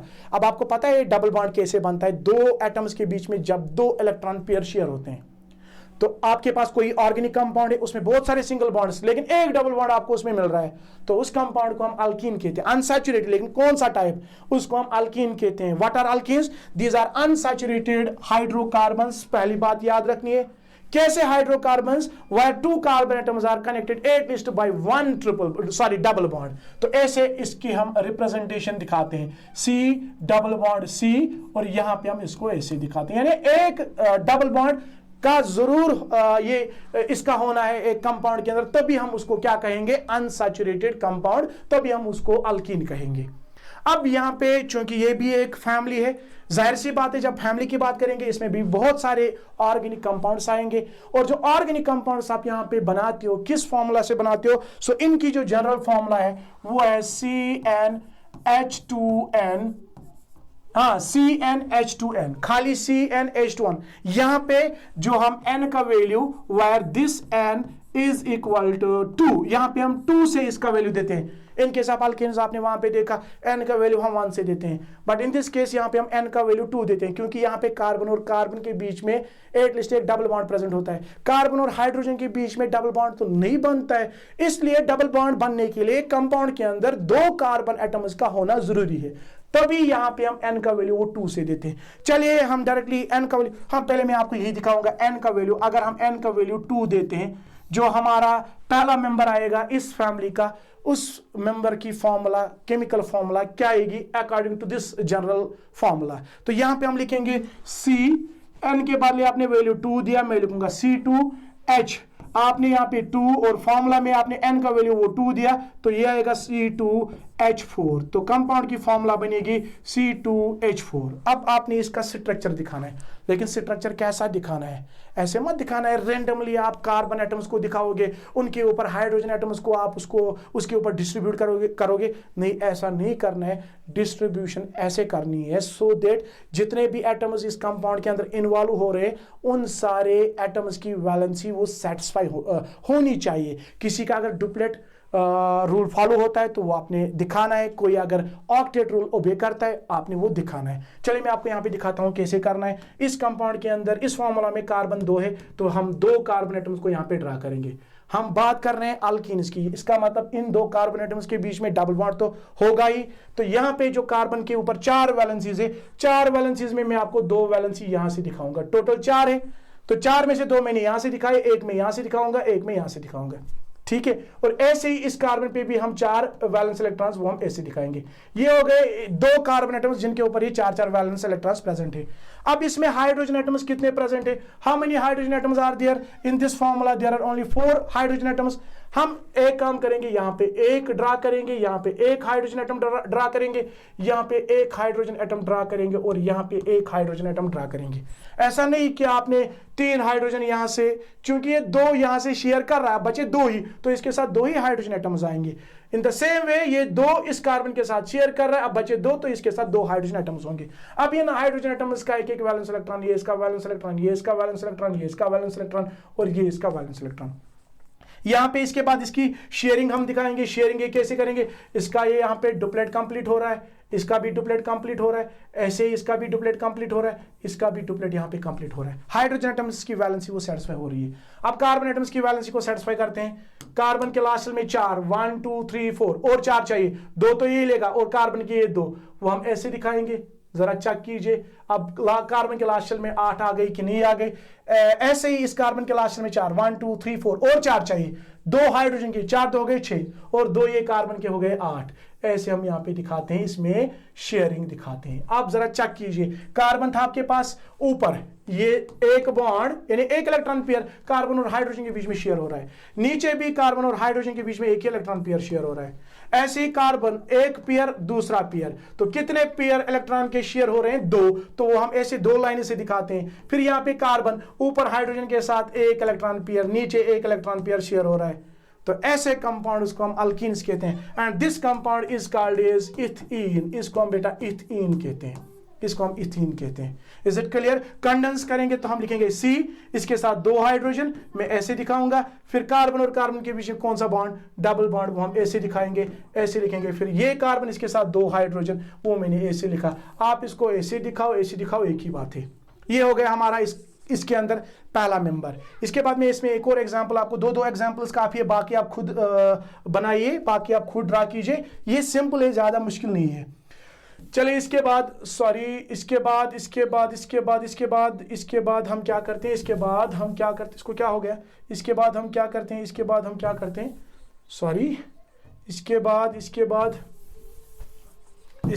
इसके बाद एक और एग्जांपल। अगर हम n का वैल्यू क्या देते हैं, if we take the value of n equal to, चलिए हम यहाँ पे n का वैल्यू 6 देंगे। इफ n इज इक्वल 6, मैंने यहाँ पे n का वैल्यू 6 दिया। अब जो हमारी फॉर्मूला बनेगी एक और ऑर्गेनिक कंपाउंड की जो इस फैमिली में आता है, वो आएगी फॉर्मूला C6H2, N के बदले 6, 2 इंटू 6 वो आएगा 12। चलिए हम डायरेक्टली लिखेंगे C6H12, 2 इंटू 6 ये आएगा यहाँ पे CnH2 इंटू 6 वो आएगा C6H12, इसकी फॉर्मूला आएगी। अब आपने क्या करना है, आपने इस फॉर्मूला का स्ट्रक्चर बनाना है। सबसे पहले 6 कार्बन एटम्स को ड्रा करना है, 1 2 दूर दूर बनाएंगे, 1 2 3 4 5 और एक यहां से दिखाएंगे 6। इस पे 6 कार्बन एटम्स और 12 हाइड्रोजन एटम्स। तो यहां पे अभी हम किसकी बात कर रहे हैं, we are talking about alkanes. इसका मतलब यहां पे डबल बॉन्ड कहीं पे प्रेजेंट होगा, या तो इन 2 कार्बन एटम्स के बीच में या इन 2 कार्बन एटम्स के बीच में। आप कहोगे कि एक से ज्यादा डबल बॉन्ड्स हम यहां पे क्यों नहीं दिखा सकते हैं? अगर हम एक से ज्यादा डबल बॉन्ड्स यहां पे ड्रा करेंगे, आपके जो हाइड्रोजन एटम्स वो बहुत कम होंगे। आपने ऐसा स्ट्रक्चर बनाना है सो दैट कार्बन भी 6 आने चाहिए और हाइड्रोजन एटम्स भी 12 आने चाहिए। तो अगर मैं यहां पे डबल बॉन्ड डालूं पहले ही 2 कार्बन के बीच में, मैं ऐसे इसमें शेयरिंग दिखाऊंगा। कार्बन पे 4, तो 4 में से 2 आपने यहां पे दिखाए, एक यहां पे दिखाएंगे, एक यहां पे दिखाएंगे। अब रही बात इस कार्बन की, ये इस कार्बन के साथ भी बॉन्ड बना रहा है, इसका मतलब 2 इसके साथ, एक इसके साथ, अब रहा इसके साथ 1 इलेक्ट्रॉन, वो हम यहां पे दिखाएंगे। इस कार्बन, ये एक बॉन्ड इस कार्बन के साथ बना रहा है, एक बॉन्ड इस कार्बन के साथ बना रहा है। तो 2 आपने 2 में से 4 में से 2 आपने दिखाए, एक यहां से, एक यहां से। अब रही बात 2, तो 2 यहां से होंगे। ऐसे ही इस पे भी एक यहां पे, एक यहां पे, एक यहां पे, यहां पे, यहां पे, यहां पे और यहां पे। और लास्ट कार्बन पे भी 4 इलेक्ट्रॉन्स वो ऐसे प्रेजेंट होंगे, ऐसे। ये होगी इसमें शेयरिंग। फिर इसमें 12 हाइड्रोजन एटम्स है। आप जरा चेक कीजिए पहले कार्बन पे कितने हाइड्रोजन एटम्स होंगे, 3 होंगे कि 2 ही होंगे? 2 ही होंगे, क्योंकि ये 2 इस कार्बन के साथ शेयर कर रहा है। तो यहां पे हम 1 दिखाएंगे, यहां पे हम 1 दिखाएंगे। Is it clear? शाबाश। इसके बाद ये जो कार्बन है बीच वाला दूसरा कार्बन, 4 में से 2 इसके साथ शेयर कर रहा है, 1 इसके साथ, तो हो गए 7। अब रही बात 1 की, तो यहां पे इसके साथ 1 ही हाइड्रोजन प्रेजेंट होगा, इसके साथ 2, क्यों? 4 में से 1 यहां से, 1 यहां से बॉन्ड बना रहा है, तो 2 इसके साथ हाइड्रोजन एटम्स प्रेजेंट होंगे ऐसे। यहां पे भी इसमें 2 होंगे, आप चेक कीजिएगा, यहां पे भी 2 होंगे, ऊपर 1 नीचे 1। और जो लास्ट कार्बन है इस पे 3 हाइड्रोजन एटम्स होंगे, एक यहां से शेयर कर रहे हैं और 3 हाइड्रोजन एटम्स के इलेक्ट्रॉन्स के साथ ही शेयर करेगा, वो मैं ऐसे दिखाऊंगा। अब इनके वैलेंस इलेक्ट्रॉन्स भी हम यहां पे दिखाएंगे ऐसे, आप जरा चेक कीजिए। अब हर एक हाइड्रोजन एटम की हम पहले वैलेंस से सेटिस्फाई करते हैं। सबसे पहले आप यहां पे काउंट कीजिए कार्बन एटम्स को, 1 2 3 4 5 6 आगे जो कार्बन एटम्स वो 6 आ गए। हाइड्रोजन 1 2 3 4 5 6 7 8 9 10 11 12, ये भी 12 आ गए। तो आपने अरेंजमेंट यहाँ पे सही दिखाया। अब इसके बाद शेयरिंग दिखाएंगे, ये अपना एक इलेक्ट्रॉन इसके साथ शेयर करेगा, ये अपना इलेक्ट्रॉन इसके साथ शेयर करेगा, ये इसके साथ शेयर करेगा, ये इसके साथ शेयर करेगा, ये इसके साथ शेयर कर रहा है, ये इसके साथ, ये इसके साथ, ये इसके साथ, जल्दी जल्दी मैं बता रहा हूँ, ये इसके साथ शेयर करेगा, ये इसके साथ शेयर करेगा, ये इसके साथ शेयर करेगा और ये इसके साथ शेयर करेगा। यहाँ पे आपके हाइड्रोजन एटम्स की वैलेंसी वो सेटिस्फाई हो गई। और इसके बाद कार्बन एटम्स की वैलेंसी को सेटिस्फाई करेंगे। यहाँ पे कार्बन के लास्ट शेल में 4 1 2 3 4 और 4 चाहिए, 2 तो कार्बन के ये इसके साथ शेयर करेगा, 2 इन 2 हाइड्रोजन एटम्स के साथ। तो यहाँ पे जो शेयरिंग वो हम ऐसे दिखाएंगे। ये हो गई इस पहली कार्बन की वैलेंसी सेटिस्फाई, इसका ऑक्टेट कंप्लीट हो रहा है। दूसरा कार्बन 1 2 3 4 और 4 चाहिए, 2 ये, एक ये, ऐसे आप चेक कर सकते हो इस सर्कल के अंदर कितने इलेक्ट्रॉन्स आ रहे हैं। ये वाला कार्बन 1 2 3 4 और 4 चाहिए, 1 2 3 4, यहां से ऐसे, यहां से, हाँ वेरी गुड। इसके बाद ऐसे ही इसमें भी होगा। चेक कीजिएगा कहीं पे कोई इलेक्ट्रॉन मत छूट रहा है। तो यहां पे ऐसे हम दिखाएंगे, ऐसे आपने भी अरेंजमेंट शेयरिंग दिखानी है। यहां पे इसमें 4 तो 4 ऐसे ही लेगा, ऐसे शेयरिंग करेगा। फिर यहां पे कार्बन, जो पहला कार्बन एटम है, पहले कार्बन पे ऊपर 1 हाइड्रोजन, नीचे 1 हाइड्रोजन। फिर कार्बन और कार्बन के बीच में आप जरा यहां पे देखिए, चेक कीजिए कितने इलेक्ट्रॉन पेयर शेयर हो रहे हैं, 2 तो डबल बॉन्ड दिखाएंगे। फिर कार्बन, ऊपर 1 हाइड्रोजन, नीचे इस साइड से 1 कार्बन, ऐसे हम दिखाएंगे। इस कार्बन के ऊपर H, नीचे H, और यहां से कार्बन ऊपर H, नीचे H, यहां पे कार्बन ऊपर H, नीचे H। टोटल कितने इसमें 6। तो यहां पे 1 2 3 4 5 और यहां पे लास्ट कार्बन ऊपर H, यहां से H और यहां से H। आपको इसका कंडेंसेट स्ट्रक्चर भी बनाना आएगा। अब अगर मैं यहां पे, आप देखिए, मैं यहां पे एक और डबल बॉन्ड अगर मैं यहां पे लगा रहा हूं, आप जरा चेक कीजिए। मैं यहां पे आपको थोड़ा सा यहां पे ट्विस्ट बताऊंगा, 1 सेकंड। इसमें टाइम लगेगा, इसमें बहुत ज्यादा टाइम लगेगा। देखिए अगर मैं यहां से कहीं पे डबल बॉन्ड डाल रहा हूं, ये यहां पे सिंगल बॉन्ड था, मैंने डबल बॉन्ड डाला। जब आप यहां पे डबल बॉन्ड डाल रहे हो इसका मतलब आपने 2 और हाइड्रोजन को हटाना है, तभी तो इन कार्बन एटम्स की वैलेंसी वो सेटिस्फाई हो जाएगी। मगर यहां पे जो आपकी फॉर्मूला थी इट वाज C6H12। अब अगर आप 2 डबल बॉन्ड इसमें डाल रहे हो, आपके हाइड्रोजन कम हो रहे हैं, तो इस कंपाउंड की फॉर्मूला बनेगी C6H10, जो कि आपकी फॉर्मूला थी C6H12। तो ऐसे आपने डिस्ट्रीब्यूशन करनी है। इसमें इस फॉर्मूला में एक ही डबल बॉन्ड आएगा। अगर सिंगल बॉन्ड यहां पे हम इसमें भी ये डबल बॉन्ड काटेंगे, खाली सिंगल बॉन्ड रखेंगे, तो आपके जो हाइड्रोजन एटम्स वो इंक्रीज हो जाएंगे। तभी अगर हम यहां से एक डबल बॉन्ड को यहां पे हटाते हैं, तो आपने यहां पे एक हाइड्रोजन यहां पे जोड़ना है, एक हाइड्रोजन यहां पे जोड़ना है, 2 और हाइड्रोजन इसमें ऐड हो रहे हैं, जो कि आपकी फॉर्मूला थी C6H12। तो आपने एक से ज्यादा डबल बॉन्ड्स नहीं दिखाने, आपने खाली सिंगल बॉन्ड नहीं दिखाना है। एक डबल बॉन्ड वो आप यहां पे डाल सकते हो, यहां पे कहीं पे भी, मगर एक डबल बॉन्ड आपने यहां पे दिखाना है, तभी जो आपकी फॉर्मूला वो सेटिस्फाई हो जाएगी और उस फॉर्मूला के अंदर आपके 6 कार्बन और 12 हाइड्रोजन एटम्स आएंगे। होप आपको ये जो शेयरिंग वो दिखानी आएगी। इसके बाद चलिए डायरेक्टली हम एक और टॉपिक पे आ जाते हैं, वो है अल्काइंस। अल्काइंस एक और टाइप है अनसैचुरेटेड हाइड्रोकार्बन्स का। ये एक और फैमिली है अनसैचुरेटेड हाइड्रोकार्बन्स में, या हाइड्रोकार्बन्स में हम कहेंगे उसको हम क्या बोलते हैं, उसको हम बेटा अल्काइनस कहते हैं। बस यहां पे आपने Y ऐड करना है, alkynes. It is the third family इनके साथ hydrocarbons. First family was alkanes, जिसको हम सैचुरेटेड हाइड्रोकार्बन कहते हैं। दूसरी फैमिली अल्कीन, जो अनसैचुरेटेड की कैटेगरी में आता है। और तीसरी फैमिली ये भी अनसैचुरेटेड की कैटेगरी में आता है, जिसको हम अल्काइन्स कहते हैं। अब ये जो अल्काइन्स है, इनकी जो यहाँ पे कार्बन और कार्बन एटम के बीच में, जैसे अभी आपने बताया एटलीस्ट एक डबल बॉन्ड होता है, यहाँ पे कार्बन और कार्बन एटम के बीच में एटलीस्ट एक ट्रिपल बॉन्ड प्रेजेंट होता है, वो हम ऐसे दिखाते हैं। उन हाइड्रोकार्बन्स की हम बात कर रहे हैं जहां पे कार्बन और कार्बन एटम के बीच में एटलीस्ट एक ट्रिपल बॉन्ड प्रेजेंट होता है।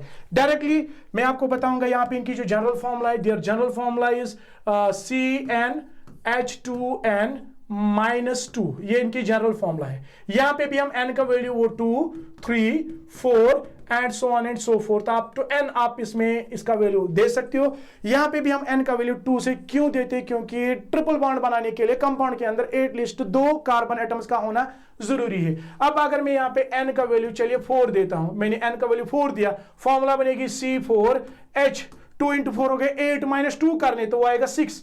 तो आपके पास जो यहां पे कंपाउंड आएगा उसकी फॉर्मूला आएगी C4H6। सबसे पहले हम 4 कार्बन एटम्स को ड्रा करेंगे, 1, 2, 3, 4। अब यहां पे आपने ट्रिपल बॉन्ड दिखाना है, इन 2 कार्बन के बीच में दिखाइए, यहां पे दिखाइए, यहां पे दिखाइए। चले हम इन 2 कार्बन एटम्स के बीच में ट्रिपल बॉन्ड दिखाएंगे ऐसे। अब इसके जो 4 वैलेंस इलेक्ट्रॉन है, 4 में से 3 यहां से शेयर कर रहे हैं, 1 यहां पे होगा।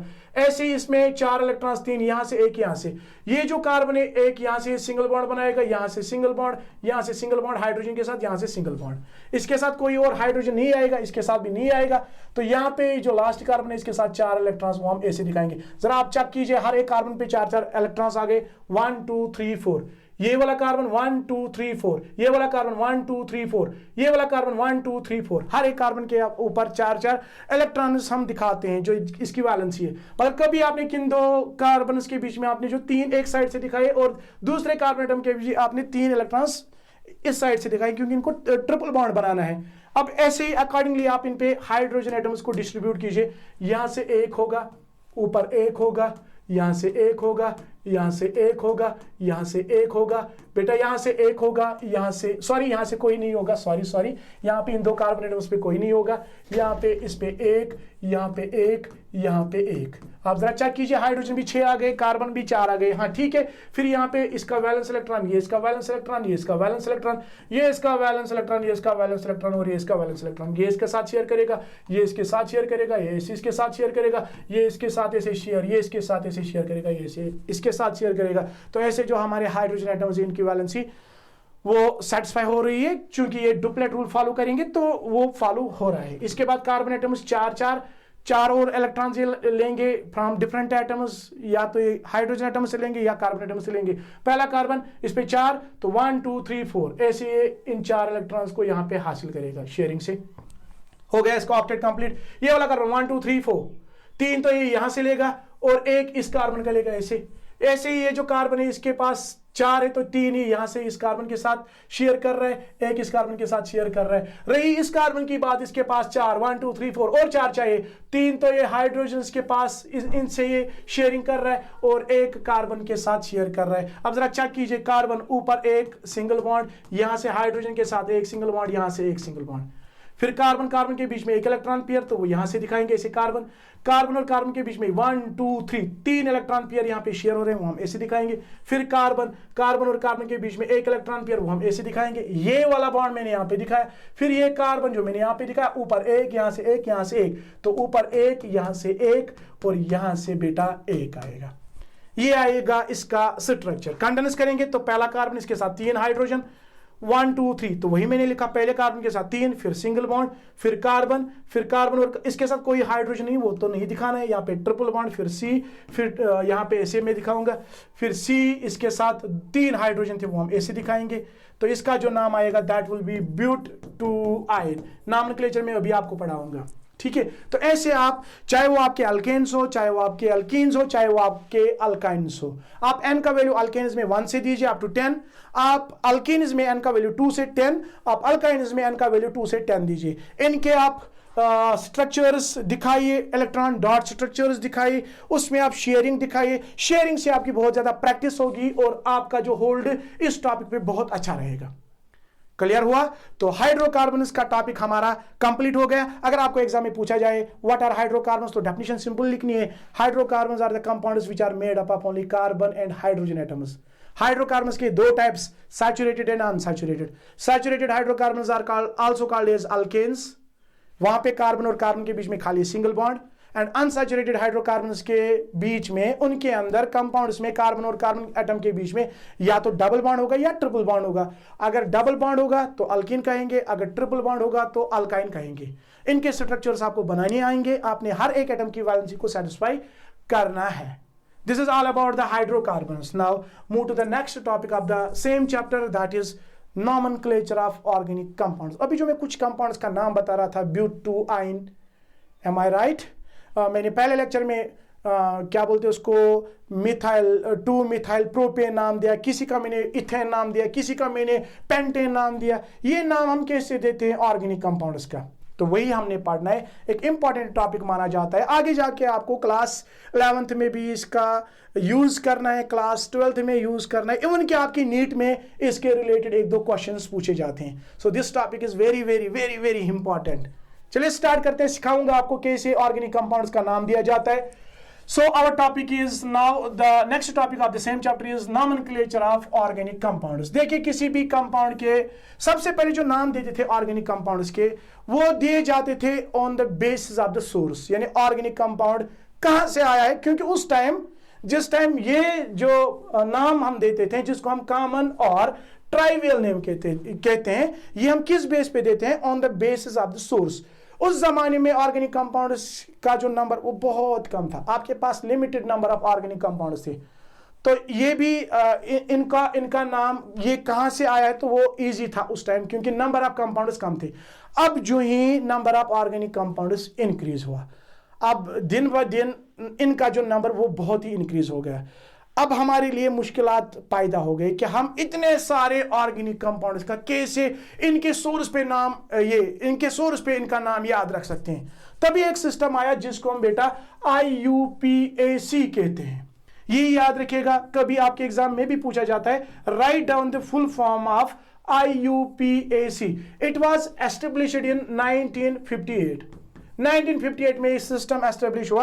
इन्होंने कुछ रूल्स रखे, जब भी कोई ऑर्गेनिक कंपाउंड डिस्कवर होता है, जब भी कोई नया ऑर्गेनिक कंपाउंड बनता है, वो इस सिस्टम के पास जाता है। इस सिस्टम का अगर हम पूरा नाम देखेंगे, it is international union of pure and applied chemistry, which was established in 1958। इन्होंने हमें कुछ रूल्स बताया। आपने डरने की बात नहीं है, आपने किसी भी चीज में डरना नहीं है। अगर कोई भी ऑर्गेनिक कंपाउंड डिस्कवर होता है तो आप कुछ चीजों को, कुछ रूल्स को फॉलो करके आप इनका नाम दे सकते हो, हम भी इसका नाम दे सकते हैं।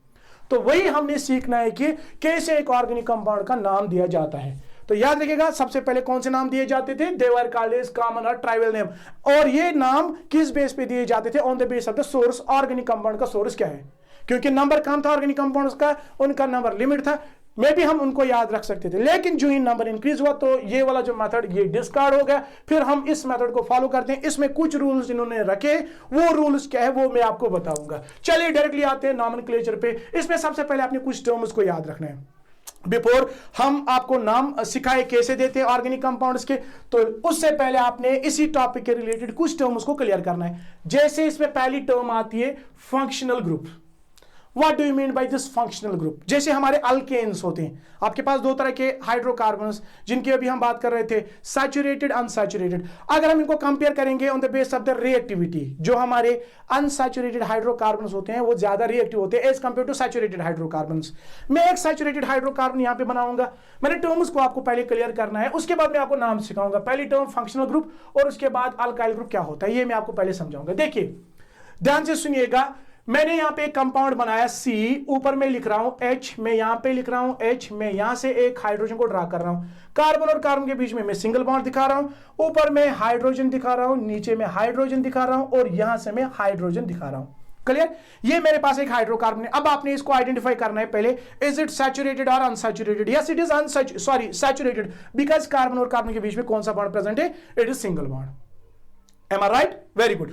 फिर इसके बाद मैं अभी बता रहा था जो हमारे सैचुरेटेड हाइड्रोकार्बन्स होते हैं दे आर लेस रिएक्टिव। ये हमारा जो saturated hydrocarbon it is what? It is less reactive. हम चाहते हैं कि हम इसको लेस रिएक्टिव ना रखें, हम इसको रिएक्टिव बनाना चाहते हैं। तो मैं क्या कर रहा हूं, मैं एक काम यहां पे कर रहा हूं, मैं यहां से इस हाइड्रोजन को हटा रहा हूं। अब ये हाइड्रोजन जब मैंने यहां पे रखा था, हाइड्रोकार्बन था, तो मैंने ये देखा कि ये जो मेरा कंपाउंड था इट वाज लेस रिएक्टिव, मगर मैं चाहता हूं कि मैं इस कंपाउंड को क्या बनाऊं, इस कंपाउंड को ज्यादा रिएक्टिव बनाऊं। तो मैं क्या कर रहा हूं, मैं कभी कभार इसको ऐसे इस हाइड्रोजन को रिप्लेस कर रहा हूं बाय एनी अदर एटम। जैसे कि मैंने यहां पे Cl लगाया, ठीक है, मैं कभी इस Cl के बदले Br लगाता हूं, मैं कभी I लगाता हूं, मैं कभी कोई और, मैं F लगाता हूं, मैं कभी NO2 लगाता हूं, मैं कभी OH लगाता हूं, मैं कभी CHO लगाता हूं, मैं कभी COOH लगाता हूं, मैं कभी कभार CO लगाता हूं। आप जरा यहां पे चेक कीजिए, इस हाइड्रोजन के बदले मैंने कभी Cl, कभी Br, कभी I, they are collectively represented by this letter, they are called as halogen atoms. इनको हम बेटा हैलोजन एटम्स कहते हैं और these are generally represented by this letter X. So X represents your chlorine, bromine, iodine or fluorine. Sometimes we replace this hydrogen by these halogen atoms or sometimes by these group of atoms. कभी कभार nitro से, कभी कभार hydroxyl group से, कभी कभार aldehyde group से, कभी कभार कार्बोक्सिलिक एसिड के ग्रुप से, कभी कभार एमाइन के ग्रुप से। जब हम एक एटम या हम कहेंगे यहां पे ये जो यहां पे आप इसमें ऐड कर रहे हो हाइड्रोजन के बदले, ये जो आपने यहां पे क्लोरीन इसमें ऐड किया, ये आपका कंपाउंड जो इससे पहले लेस रिएक्टिव था अब ये रिएक्टिव बन जाएगा। आपने Cl नहीं लगाया, आपने यहां पे OH लगाया, ग्रुप ऑफ एटम। आपने यहां पे OH नहीं लगाया, आपने COOH लगाया। ये जो आपने यहां पे ग्रुप ऑफ एटम्स या कभी कभार आपने इसमें एटम ऐड किया, इस एटम या ग्रुप ऑफ एटम से एक कंपाउंड रिएक्टिव बनता है और इस कंपाउंड की केमिकल प्रॉपर्टीज क्या होगी वो यही एटम या ग्रुप ऑफ एटम डिसाइड करता है। सो दिस एटम और group of atom is called as functional group. बात समझ में आई? क्लियर हुआ ना? Very good. So what is a functional group? It is an atom और ग्रुप ऑफ एटम्स। जैसे यहां पे मैं हेलोजन एटम्स ऐड कर रहा था, हमारा जो हाइड्रोकार्बन ये रिएक्टिव बन रहा था। मैं कभी कभार इन ग्रुप ऑफ एटम्स में से कोई ग्रुप ऑफ एटम यहां पे ऐड कर रहा था, मेरा जो ऑर्गेनिक कंपाउंड ये रिएक्टिव बन रहा था। तो इसी एटम की वजह से, इसी ग्रुप ऑफ एटम की वजह से अगर कोई कंपाउंड, कोई ऑर्गेनिक कंपाउंड रिएक्टिव बनता है और उस ऑर्गेनिक कंपाउंड की यही एटम या ग्रुप ऑफ एटम उसकी केमिकल प्रॉपर्टी को डिसाइड करता है, that is called as functional group. So functional group, it is an atom or group of atoms which is present in a molecule that gives the molecule its characteristic properties.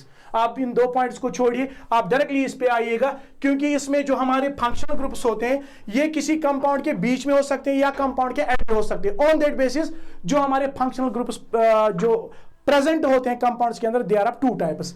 एक को हम terminal functional groups कहते हैं, ये हमेशा आपको compound के and पे मिलेंगे, और दूसरे होते हैं नॉन टर्मिनल फंक्शनल ग्रुप्स। ये फंक्शनल ग्रुप्स आपको कंपाउंड के बीच में मिलेंगे। जैसे आपका यहां पे ये है कीटोन, ये आपको हमेशा कहां पे मिलेगा? ये आपको हमेशा बीच में मिलेगा।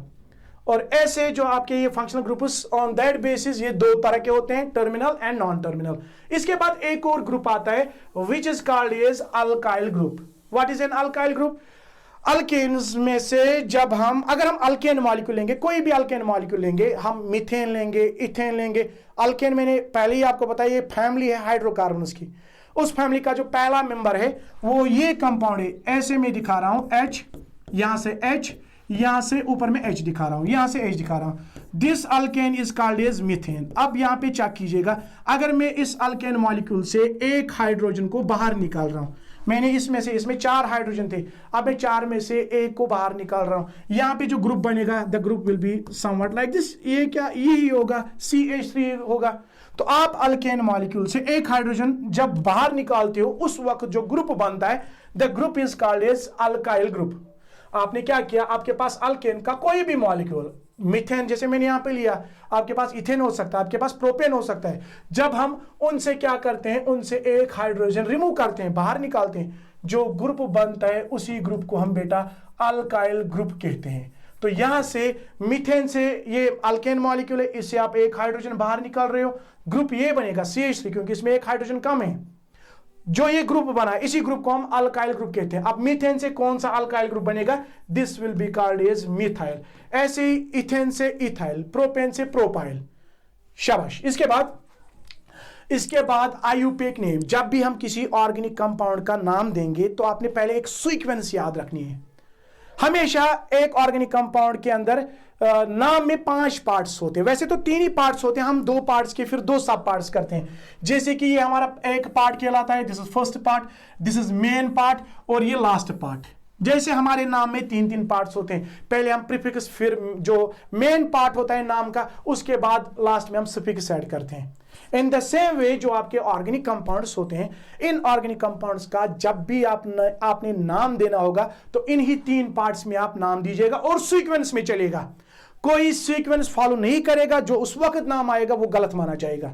हमेशा हमेशा मैं आपको बता रहा हूं, किसी भी ऑर्गेनिक कंपाउंड का आपने नाम देना है तो ये वाली सीक्वेंस आपने जरूर याद रखनी है। मैं कोई ऑर्गेनिक कंपाउंड आपके सामने रखता हूं, नाम देना है तो सबसे पहले मैं चेक करूंगा उसके नाम में सेकेंडरी प्रीफिक्स मत आएगा, क्या उसमें प्राइमरी प्रीफिक्स आएगा कि नहीं आएगा।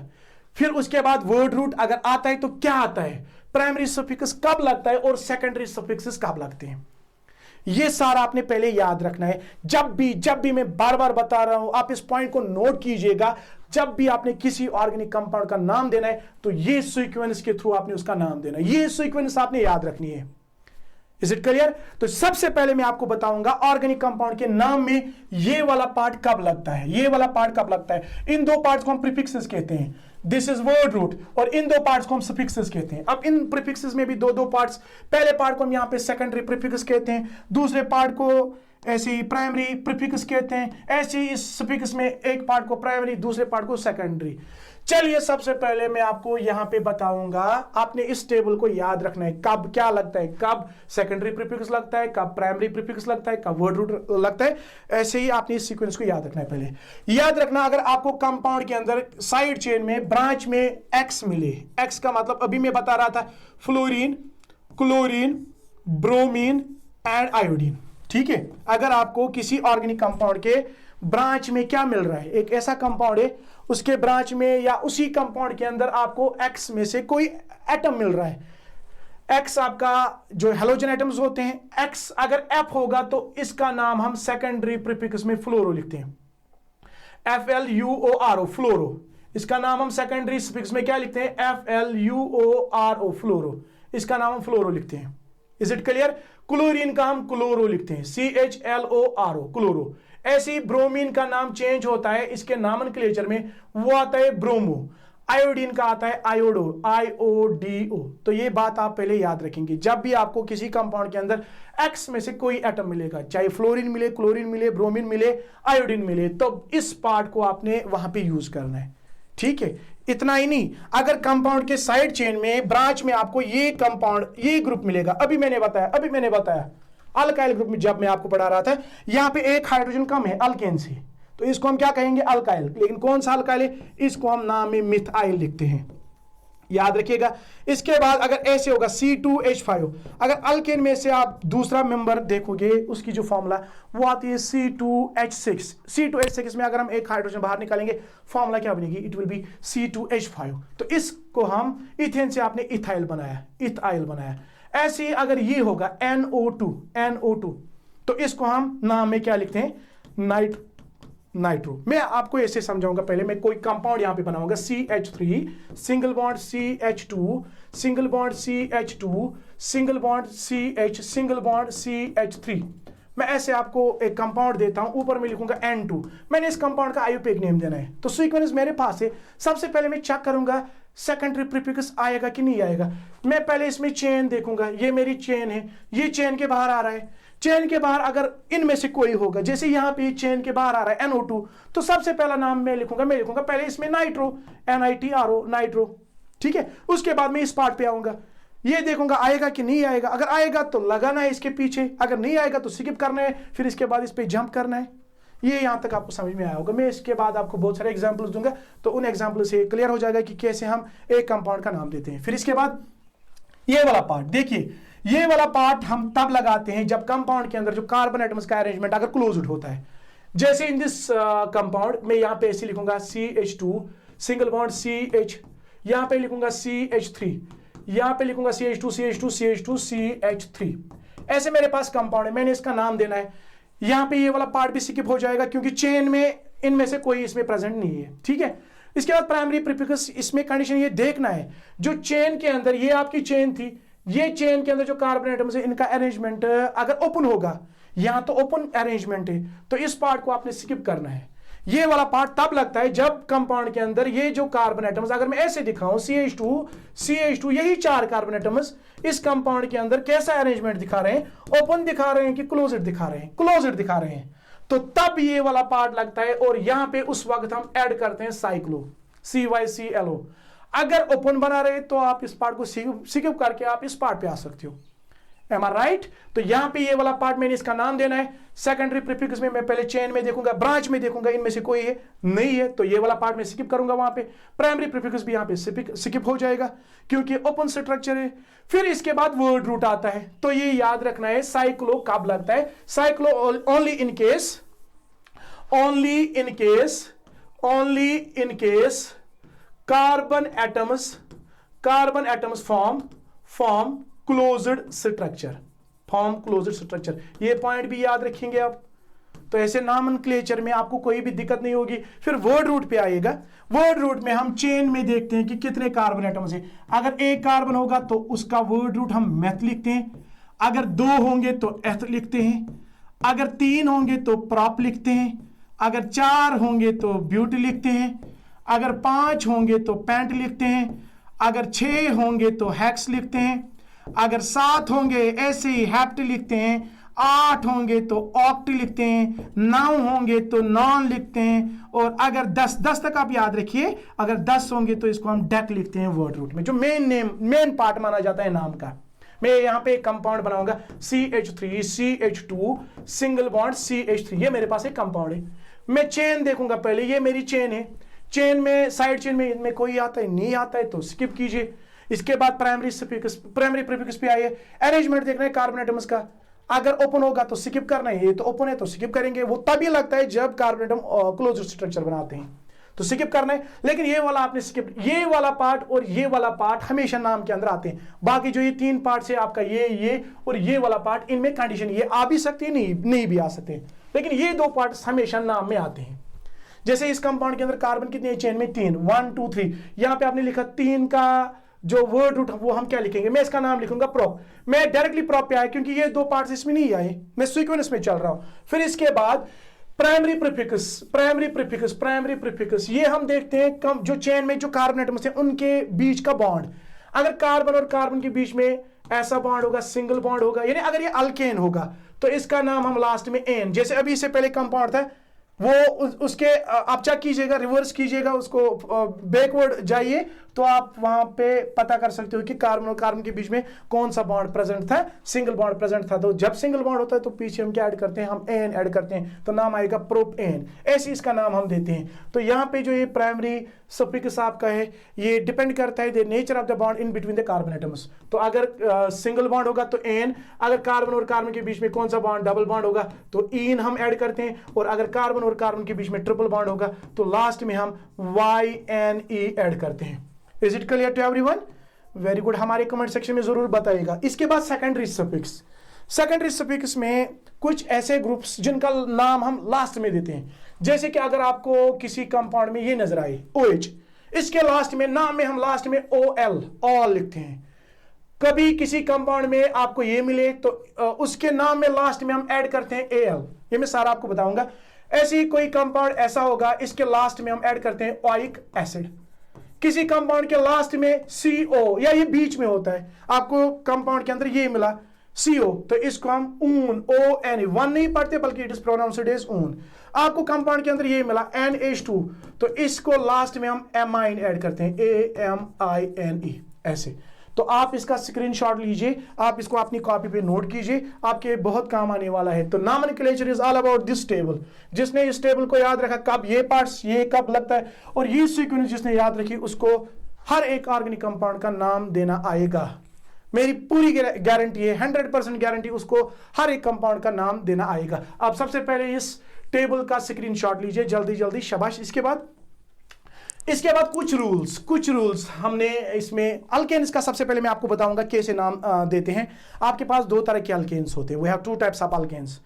एक होते हैं सिट्रेट चेन कंपाउंड्स, दूसरे होते हैं ब्रांचेड कंपाउंड्स। सबसे पहले हम नाम सीखेंगे सिट्रेट चेन अल्केन्स। मैं डायरेक्टली लिखूंगा सिट्रेट चेन अल्केन्स। कैसे हम सिट्रेट चेन अल्केन्स का नाम देते हैं, तो पहले वो सीक्वेंस यहां पे आपने याद रखनी है। सबसे पहला पार्ट क्या आता है, सबसे पहला पार्ट आपका आता है प्राइमरी प्रीफिक्स, सेकेंडरी प्रीफिक्स, फिर प्राइमरी प्रीफिक्स, फिर इसके बाद वर्ड रूट, फिर आपका आता है प्राइमरी सफिक्स, फिर आपका आता है सेकेंडरी सफिक्स। तो इस सीक्वेंस को आपने सबसे पहले याद रखना है, जो मैं अभी इससे पहले आपको बता रहा था। अब सबसे पहले हम कौन से कंपाउंड्स का नाम सीखेंगे, जो हमारे straight chain compound, straight chain alkanes होते हैं। ऐसे में कोई कंपाउंड बनाऊंगा CH3 single bond CH2 single bond CH2 single bond CH2 single bond CH3। ये मेरे पास एक कंपाउंड है, सिट्रेट चेन कंपाउंड है। यहां पे चेन ब्रेक नहीं हो रही है, एक के पीछे कार्बन एटम्स आते हैं, तो इसमें हम लॉन्गेस्ट कार्बन चेन सिलेक्ट करते हैं ऐसे। ये हमारा पहला रूल है। तो इसके बाद आप इसमें देखेंगे सबसे पहले सेकेंडरी प्रीफिक्स वाला पार्ट, वो चेन के बाहर आनी चाहिए। नहीं आ रहा है कोई तो स्किप कीजिए, ये वाला पार्ट भी स्किप हो जाएगा। आप मुझे बताने की जरूरत नहीं, आपको पता चला क्यों ये स्किप करना है, क्योंकि चेन के अंदर ओपन स्ट्रक्चर है। वर्ड रूट, इसमें आपने कार्बन एटम्स चूज करने हैं, कितने हैं कार्बन एटम्स काउंट करने हैं, 1 2 3 4 5 का आप देख लीजिए। यहां पे आपने क्या लिखा, 5 का हमने पेंट लिखा, तो मैं पहला नाम इसका लिखूंगा PENT, पेंट। फिर इसके बाद प्राइमरी सफिक्स में हम नेचर ऑफ द बॉन्ड वो भी चेक कीजिएगा। जब कार्बन और कार्बन के बीच में खाली सिंगल बॉन्ड, तो पीछे हम ऐड करते हैं प्राइमरी सफिक्स में, तो कंपाउंड का नाम आएगा पेंटेन। ये तो इजी है, इनका नाम आपको देना आएगा जो आपके सिट्रेट चेन अल्केन्स है। जो यहाँ पे मसला है वो है ब्रांचेड अल्केन्स का, और इसके अंदर आपके क्वेश्चंस कभी आपके एग्जाम में, बोर्ड एग्जाम में पूछे जाते हैं। वो तो सिंपल क्वेश्चंस होते हैं, वो भी मैं आपको बताऊंगा कौन से क्वेश्चंस आपके एग्जाम में पूछे जाते हैं। चलिए सबसे पहले उसी जो आपके ब्रांचेड, अब बात करेंगे सबसे पहले किन की, ब्रांचेड अल्केन्स की। We will talk about branched alkanes. तो इनका नाम तो सिट्रेट चेन अल्केन्स का वो तो इजी है। ब्रांचेड अल्केन्स में आपने कुछ रूल्स को याद रखना है, वो रूल्स मैंने यहाँ पे साइड में लिखे, तो इन रूल्स को फॉलो करके हम ब्रांचेड अल्केन्स का नाम देंगे। सबसे पहला कंपाउंड मैं यहाँ पे बनाऊंगा ऐसे, मेरे पास ऐसा कंपाउंड है CH3 सिंगल बॉन्ड CH, में यहां पे लिखूंगा सिंगल बॉन्ड CH3। ये मेरे पास कंपाउंड है, यहां तक तो ये सिट्रेट है, मैं यहां पे लिखूंगा CH3। बात समझ में आई? देखिए यहां पे अगर मैं ऐसे कोई कंपाउंड बना रहा हूं C, यहां पे हम ऐसे दिखाएंगे C, ऐसे मैं यहां पे दिखाऊंगा ठीक है, यहां तक ठीक है। यहां पे इसे आपके पास ऐसा कोई कंपाउंड है, हम इसमें क्या करते हैं, सबसे पहले जब ऐसे कंपाउंड को हम देखते हैं हम डर जाते हैं। डरना नहीं है, आपके पास रूल्स है, रूल्स को फॉलो करके आप इनका नाम दीजिए, देखिए कितना इजी है। तो ऐसे ब्रांचेड कंपाउंड में हमने सबसे पहले चेन सिलेक्ट करनी होती है, और चेन किसकी होती है, कार्बन एटम्स की। कौन सी चेन, उस चेन के अंदर maximum number of carbon atoms आनी चाहिए। अगर मैं ये चेन सिलेक्ट करूं, देखिए इसमें कितने चेन्स बन रहे हैं, 1 2 3 4 5।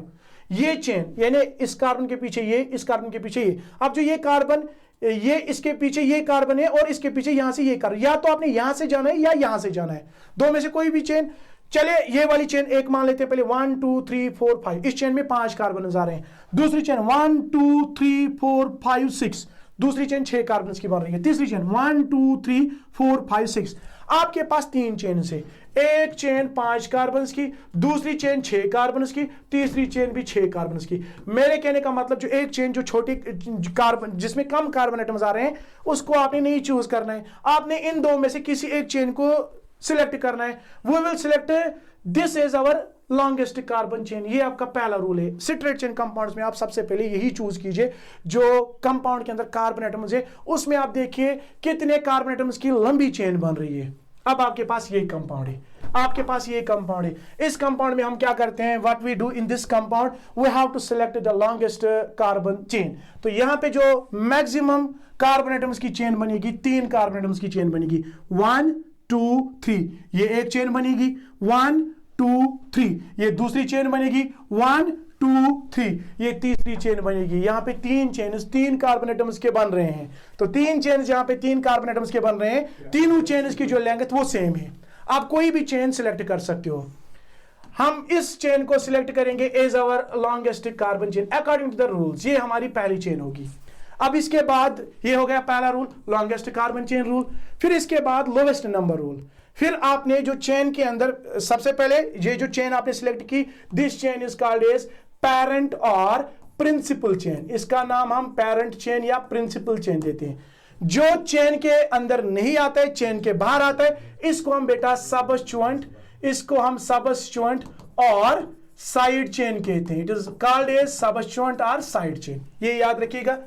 तो जो आपकी कौन सी चेन होगी, जो आपकी पेरेंट चेन होगी, इसमें अब आपने नंबरिंग करनी है। नंबरिंग हम किसकी करते हैं, किसको नंबर देते हैं, हम कार्बन एटम्स को नंबर देते हैं। जो आपने लॉन्गेस्ट कार्बन चेन सिलेक्ट की होती है, उन्हीं कार्बन एटम्स को हम यहाँ पे नंबरिंग करते हैं, और उस नंबर को हम बेटा लोकेंट कहते हैं। उस रूल को हम लोवेस्ट नंबर रूल कहते हैं। यहां पे अगर मैं यहां पे लिखूंगा, इसका नाम 1 दूंगा, इसका नाम 2 दूंगा, इसका नाम 3 दूंगा। इस कंपाउंड में आपको ये समझ नहीं आएगा, ये जो दूसरा रूल है जिसको हम लोवेस्ट नंबर रूल कहते हैं। मैं यहां पे एक और कंपाउंड बनाऊंगा, CH3 single bond CH single bond CH2 single bond CH3।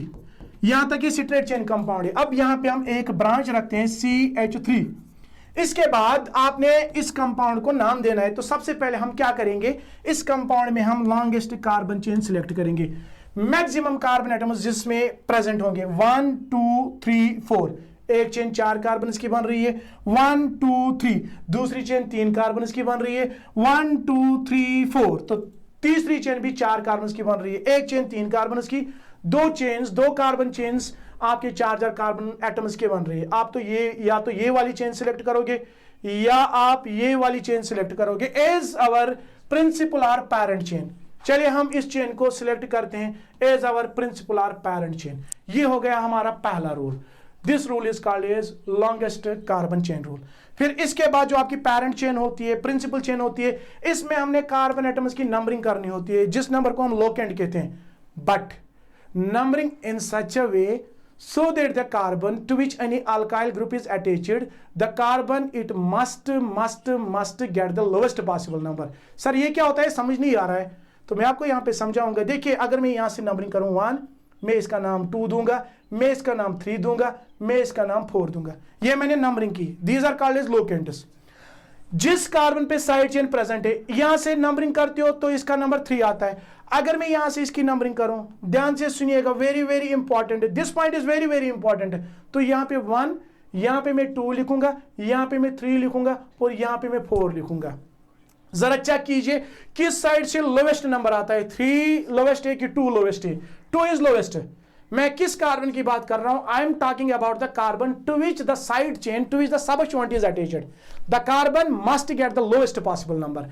यहां से करेंगे तो लोवेस्ट पॉसिबल नंबर 2 आता है, यहां से करेंगे तो लोवेस्ट पॉसिबल नंबर क्या आता है? वो 3 आता है। तो ये वाली नंबरिंग आप कतन सेलेक्ट नहीं करोगे, आपने जो नंबरिंग इस कंपाउंड के अंदर वो क्या करनी है? वो यहां से करनी है। अब इस केस में आप देखिए, सबसे पहले आपने लॉन्गेस्ट कार्बन चेन सेलेक्ट की एज यूजुअल, जैसे आपने इसमें किया, फिर इसके बाद नंबरिंग। अब इस कंपाउंड के अंदर कोई इशू नहीं है, आप नंबरिंग यहां से भी कर सकते हो, आप यहां से भी कर सकते हो। क्यों? जरा मुझे बताइए क्यों? क्योंकि अगर यहां से नंबरिंग करेंगे तो 2 आएगा, यहां से नंबरिंग करेंगे 1 2, दोनों केसेस में जिस कार्बन पे साइड चेन प्रेजेंट है, दोनों केसेस में उसका जो लोवेस्ट नंबर वो 2 आता है। तो इस कंपाउंड के अंदर कोई भी परेशानी नहीं है। आप इन 2 कंपाउंड्स का नाम याद रखेंगे, ये 2 कंपाउंड्स आपके एग्जाम में पूछे जा सकते हैं। these 2 compounds are very very important for your examination point of the view। ये आपके बोर्ड एग्जाम में पूछे जाते हैं और पूछे भी जा सकते हैं। इसके बाद ये हो गया, ये 2 रूल्स हमने यहां पे अप्लाई किए। मैं अभी इन्हीं 2 रूल्स के बारे में आपको यहां पे बताऊंगा, फिर इसके बाद हम इसका नाम देंगे, इसका भी नाम देंगे और इसका भी, क्योंकि यहां पे यही 2 रूल्स अप्लाई होंगे। पहले इस कंपाउंड का नाम देंगे साइड चेन। सबसे पहले सेकेंडरी प्रीफिक्स ये तब आता है जब साइड चेन में कोई ग्रुप, ये CH3 ग्रुप आप वहां पे देखिए है कि नहीं, जरा यहां पे देखिए CH3 यहां पे, हाँ है ना, मिथाइल। तो जब मिथाइल होता है इसका नाम हम सेकेंडरी प्रीफिक्स में देते हैं। यहां पे सेकेंडरी प्रीफिक्स में आप चेक कीजिए कौन सा ग्रुप है, इट इज मिथाइल। मिथाइल किस कार्बन पे? It is on carbon number 2। तो यहां पे हम लिखेंगे 2 मिथाइल, मैं यहां पे लिखूंगा 2 मिथाइल। ये हो गया हमारा सेकेंडरी प्रीफिक्स। फिर इसके बाद प्राइमरी प्रीफिक्स, ये वाला पार्ट आपने स्किप करना है। क्यों? क्योंकि चेन के अंदर जो कार्बन एटम्स वो ओपन स्ट्रक्चर बना रहे हैं, स्किप करना है। आइए इस पार्ट पे जिसको वर्ड रूट कहते हैं। चेन में देखिए, अब इस कंपाउंड के अंदर 1 2 3 4 4 कार्बन एटम्स है। आपने 4 का नहीं लिखना है, आपने वर्ड रूट उन्हीं कार्बन एटम्स का लिखना है जो चेन के अंदर प्रेजेंट है। चेन के अंदर कितने कार्बन एटम्स प्रेजेंट है? 3। तो 3 का वर्ड रूट आप यहां पे चेक कीजिए, 3 का क्या आता है? प्रोप। तो मैं यहां पे लिखूंगा इसमें PROP। अभी तक यहां पे इसका जो नाम है, सॉरी यहां पे जो कंपाउंड था 2 मिथाइल। फिर इसके बाद इसमें चेन के अंदर कितने कार्बन एटम्स? वो 3 थे, तो 3 का वर्ड रूट वो क्या आता है? वो प्रोप आता है। हो गया ये वाला पार्ट भी। इसके बाद प्राइमरी सफिक्स। प्राइमरी सफिक्स में हम चेन के अंदर कार्बन और कार्बन के बीच का बॉन्ड देखते हैं। अगर सिंगल बॉन्ड होगा तो पीछे एन ऐड करेंगे, अगर डबल बॉन्ड तो इन, अगर ट्रिपल बॉन्ड तो YNE ऐड करेंगे। यहां तो चेन के अंदर खाली कौन सा बॉन्ड आपको नजर आता है? That is only single bond. तो यहां पे हम पीछे ऐड करेंगे ANE। This is very very important compound. इस कंपाउंड का नाम आएगा 2 मिथाइल प्रोपेन, ऐसे हम इसमें नाम देते हैं। अब इस कंपाउंड पे आते हैं। इस कंपाउंड में भी सबसे पहले आपने क्या किया? लॉन्गेस्ट कार्बन चेन सिलेक्ट की। फिर इसके बाद इस चेन की हम नंबरिंग करते हैं, मगर नंबरिंग कहां से करनी है?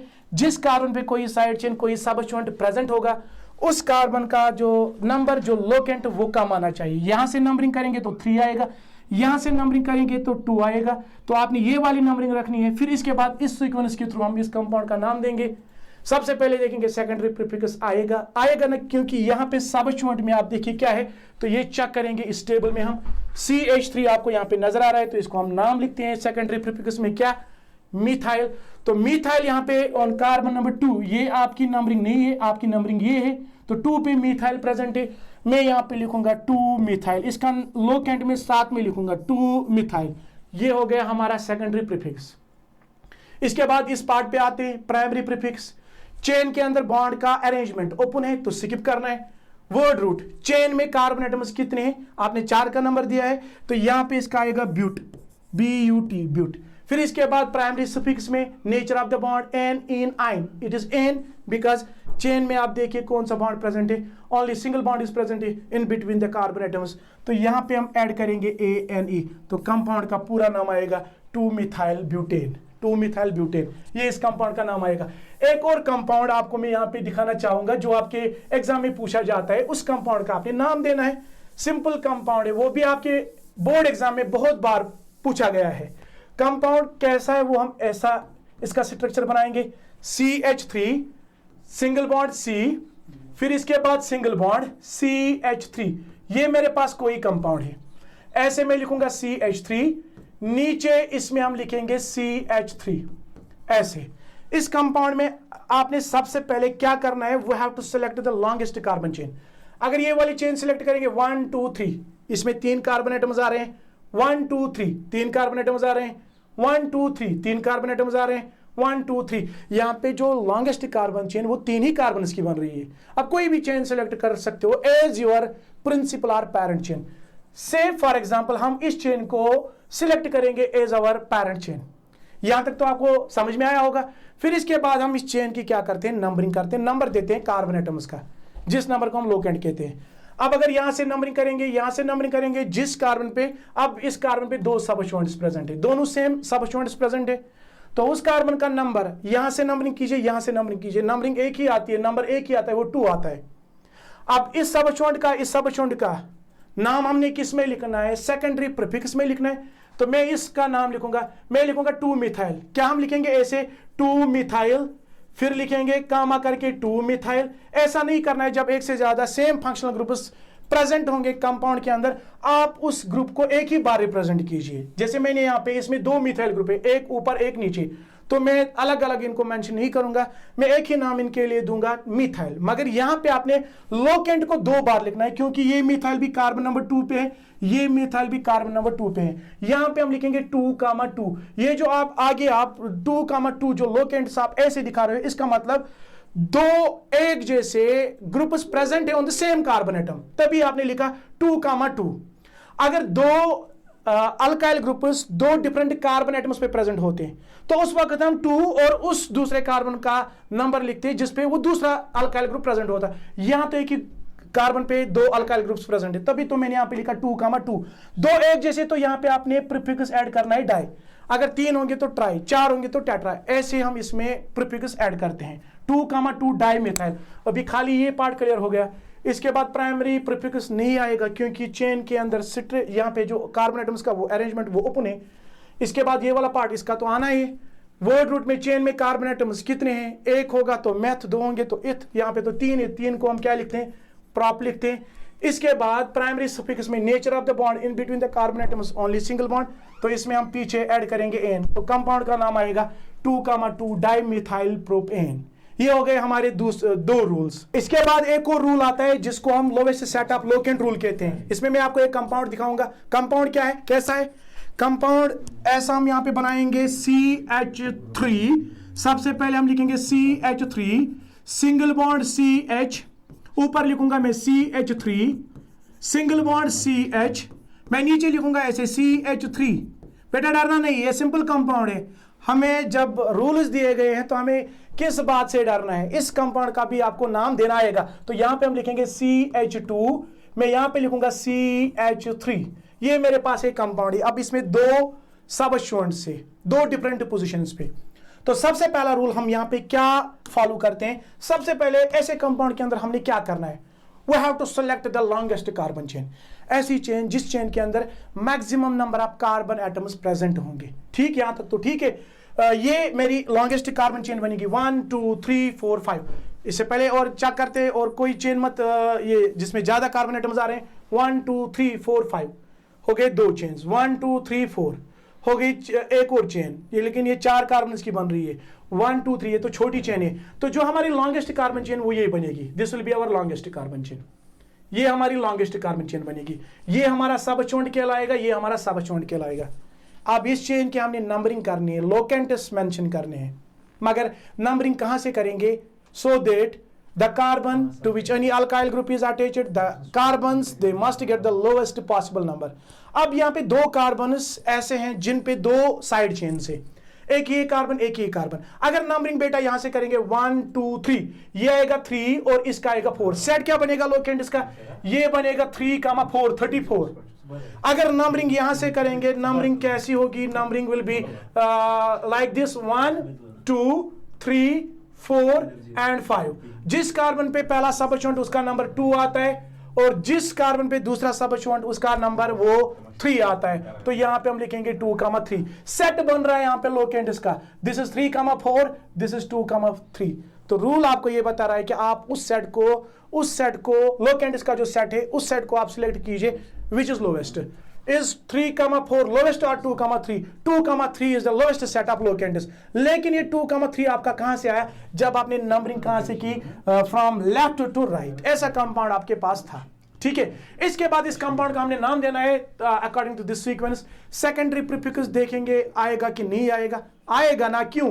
क्योंकि सब स्टूडेंट में आप चेक कीजिए ना, टेबल है ना आपके पास, बार बार क्यों मुझे बताना पड़ रहा है, आपके पास टेबल है, आप इसको चेक कीजिएगा। CH3 प्रेजेंट है, वेरी गुड। तो CH3 जब प्रेजेंट है यहाँ पे, एक यहाँ पे एक यहाँ पे, तो दोनों का सेकेंडरी प्रीफिक्स आएगा। अब चूंकि एक जैसे हम दो बार नहीं लिखेंगे, हम एक ही नाम लिखेंगे। मैं लिखूंगा मिथाइल, ये मैं लिखूंगा मिथाइल। अब मिथाइल एक ही मत है, दो है, एक कहां पे, एक कार्बन नंबर 2 पे और दूसरा किस पे, कार्बन नंबर 3 पे। जब एक जैसे होते तो यहां पे हम ऐड करते हैं किसको, प्रीफिक्स में डाई। तो 2,3 डाई, मैं यहां पे लिखूंगा ऐसे 2,3 डाई क्या प्रेजेंट है, मिथाइल। यहां तक ये आपका कौन सा पार्ट क्लियर हुआ, सेकेंडरी प्रीफिक्स। फिर इसके बाद प्राइमरी प्रीफिक्स में बॉन्ड, इस चेन के अंदर arrangement of the carbon atoms open, skip कीजिए वर्ड रूट, इसमें 5 कार्बन, तो यहां पे हम लिखेंगे पेंट। फिर इस चेन के अंदर ये वाला पार्ट यूज करेंगे प्राइमरी प्रीफिक्स जो हम देते हैं on the base of the nature of bonds present in between the carbon atoms. तो सिंगल बॉन्ड, तो यहां पे हम लिखेंगे ANE। कंपाउंड का नाम आएगा 2,3 डाई मिथाइल पेंटेन। ठीक, इसके बाद एक और रूल, जरा उस रूल को देखते हैं। वो रूल क्या है, it is alphabetical order of side chain और सबस्टिट्यूएंट्स। यहां पे एक कंपाउंड बनाएंगे, उसी कंपाउंड में आपको ये रूल समझ आएगा। हाँ, यहाँ पे अगर मैं ऐसे लिख रहा हूं, मैंने इस कंपाउंड को यहां से, इस ग्रुप को मैंने यहां पे हटा के मैंने BR लगाया, ध्यान से सुनिएगा। अब इसमें 2 सबस्टिट्यूएंट्स है, 2 डिफरेंट सबस्टिट्यूएंट्स, दोनों सबस्टिट्यूएंट्स का नाम सेकेंडरी प्रीफिक्स में आता है, एक मिथाइल और दूसरा ब्रोमो।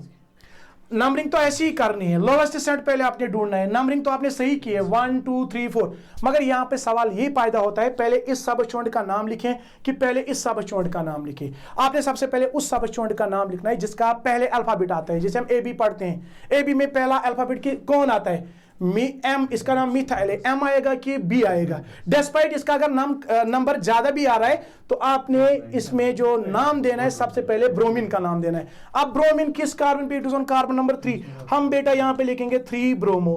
ये हो गया हमारा ब्रोमो क्योंकि इसका अल्फाबेट पहले आया। फिर इसके बाद मिथाइल किस कार्बन पे, it is on carbon number 2, लिखेंगे 2 methyl, it is 3 bromo 2 methyl, हो गया आपका सेकेंडरी प्रीफिक्स।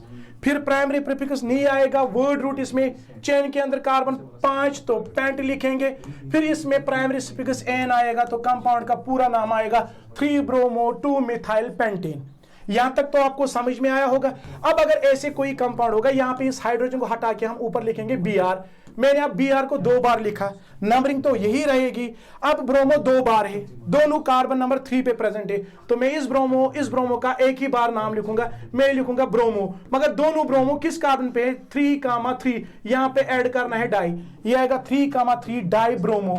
फिर एक ग्रुप जिसका अल्फाबेट बाद में आता है, मिथाइल, किस कार्बन पे, it is on carbon number 2, हम लिखेंगे 2 methyl, 3 bromo 3,3 die bromo 2 methyl, इसका आएगा सेकेंडरी प्रीफिक्स। प्राइमरी प्रीफिक्स में यहाँ पे चेन में कार्बन एटम्स 5 है तो पेंट आएगा।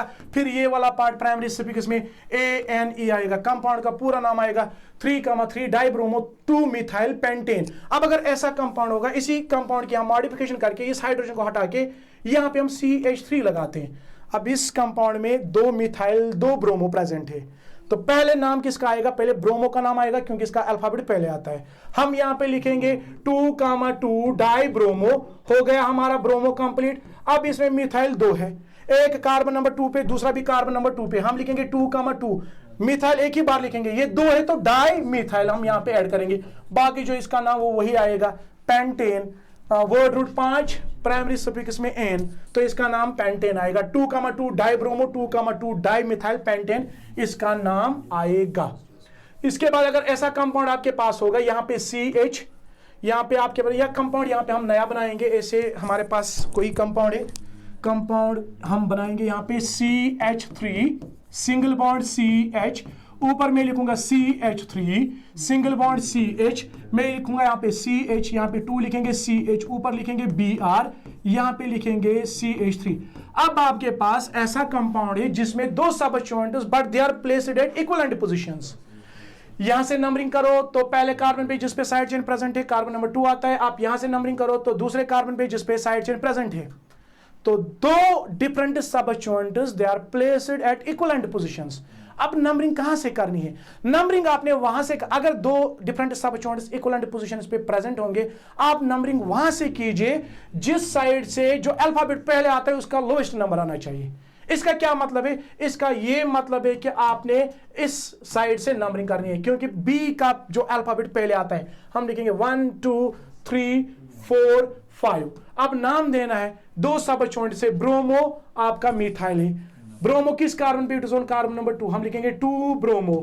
फिर दूसरा सब जॉइंट जिसका सेकेंडरी प्रीफिक्स में नाम आता है, ये आएगा 4 मिथाइल, हम लिखेंगे 4 मिथाइल। 4 मिथाइल ये हो गया आपका सेकेंडरी प्रीफिक्स। फिर प्राइमरी प्रीफिक्स नहीं आएगा, वर्ड रूट इसमें 1 2 3 4 5 पेंट। फिर इसके बाद प्राइमरी प्रीफिक्स में एन ऐड करना है तो नाम आएगा 2 ब्रोमो 4 मिथाइल पेंटेन। बात समझ में आई? अगर ऐसे हम इसमें दिखाएं, यहां पे इस हाइड्रोजन को हटा के यहां पे Cl लिखते हैं। अब इसमें 3 सब जॉइंट से, 3 डिफरेंट सब जॉइंट से, तीनों अलग अलग है। सबसे पहले ब्रोमो का नाम, उसके बाद क्लोरो का नाम, बी पहले, उसके बाद सी उसके बाद आता है, फिर उसके बाद एम आता है। तो अल्फाबेटिकल ऑर्डर हम यहाँ पे फॉलो करेंगे। नंबरिंग यही रहेगी, नाम आएगा 2 ब्रोमो 2 क्लोरो 4 मिथाइल पेंटेन, इस कंपाउंड का नाम आएगा। ऐसे जो हमारा जो नॉमेनक्लेचर अल्केन्स का ये कंप्लीट हो गया। अब नेक्स्ट सेशन में अल्कीन्स और अल्काइन्स का कंप्लीट करेगा, और जो बाकी इसमें टॉपिक्स रहते हैं जैसे कि होमोलॉगस सीरीज या कार्बन कंपाउंड्स की chemical properties, soaps and detergents, एक इंपॉर्टेंट टॉपिक इसमें रहता है, वो उसी सेशन में कंप्लीट करेंगे। टिल देन अपना ख्याल रखिए, बाय बाय।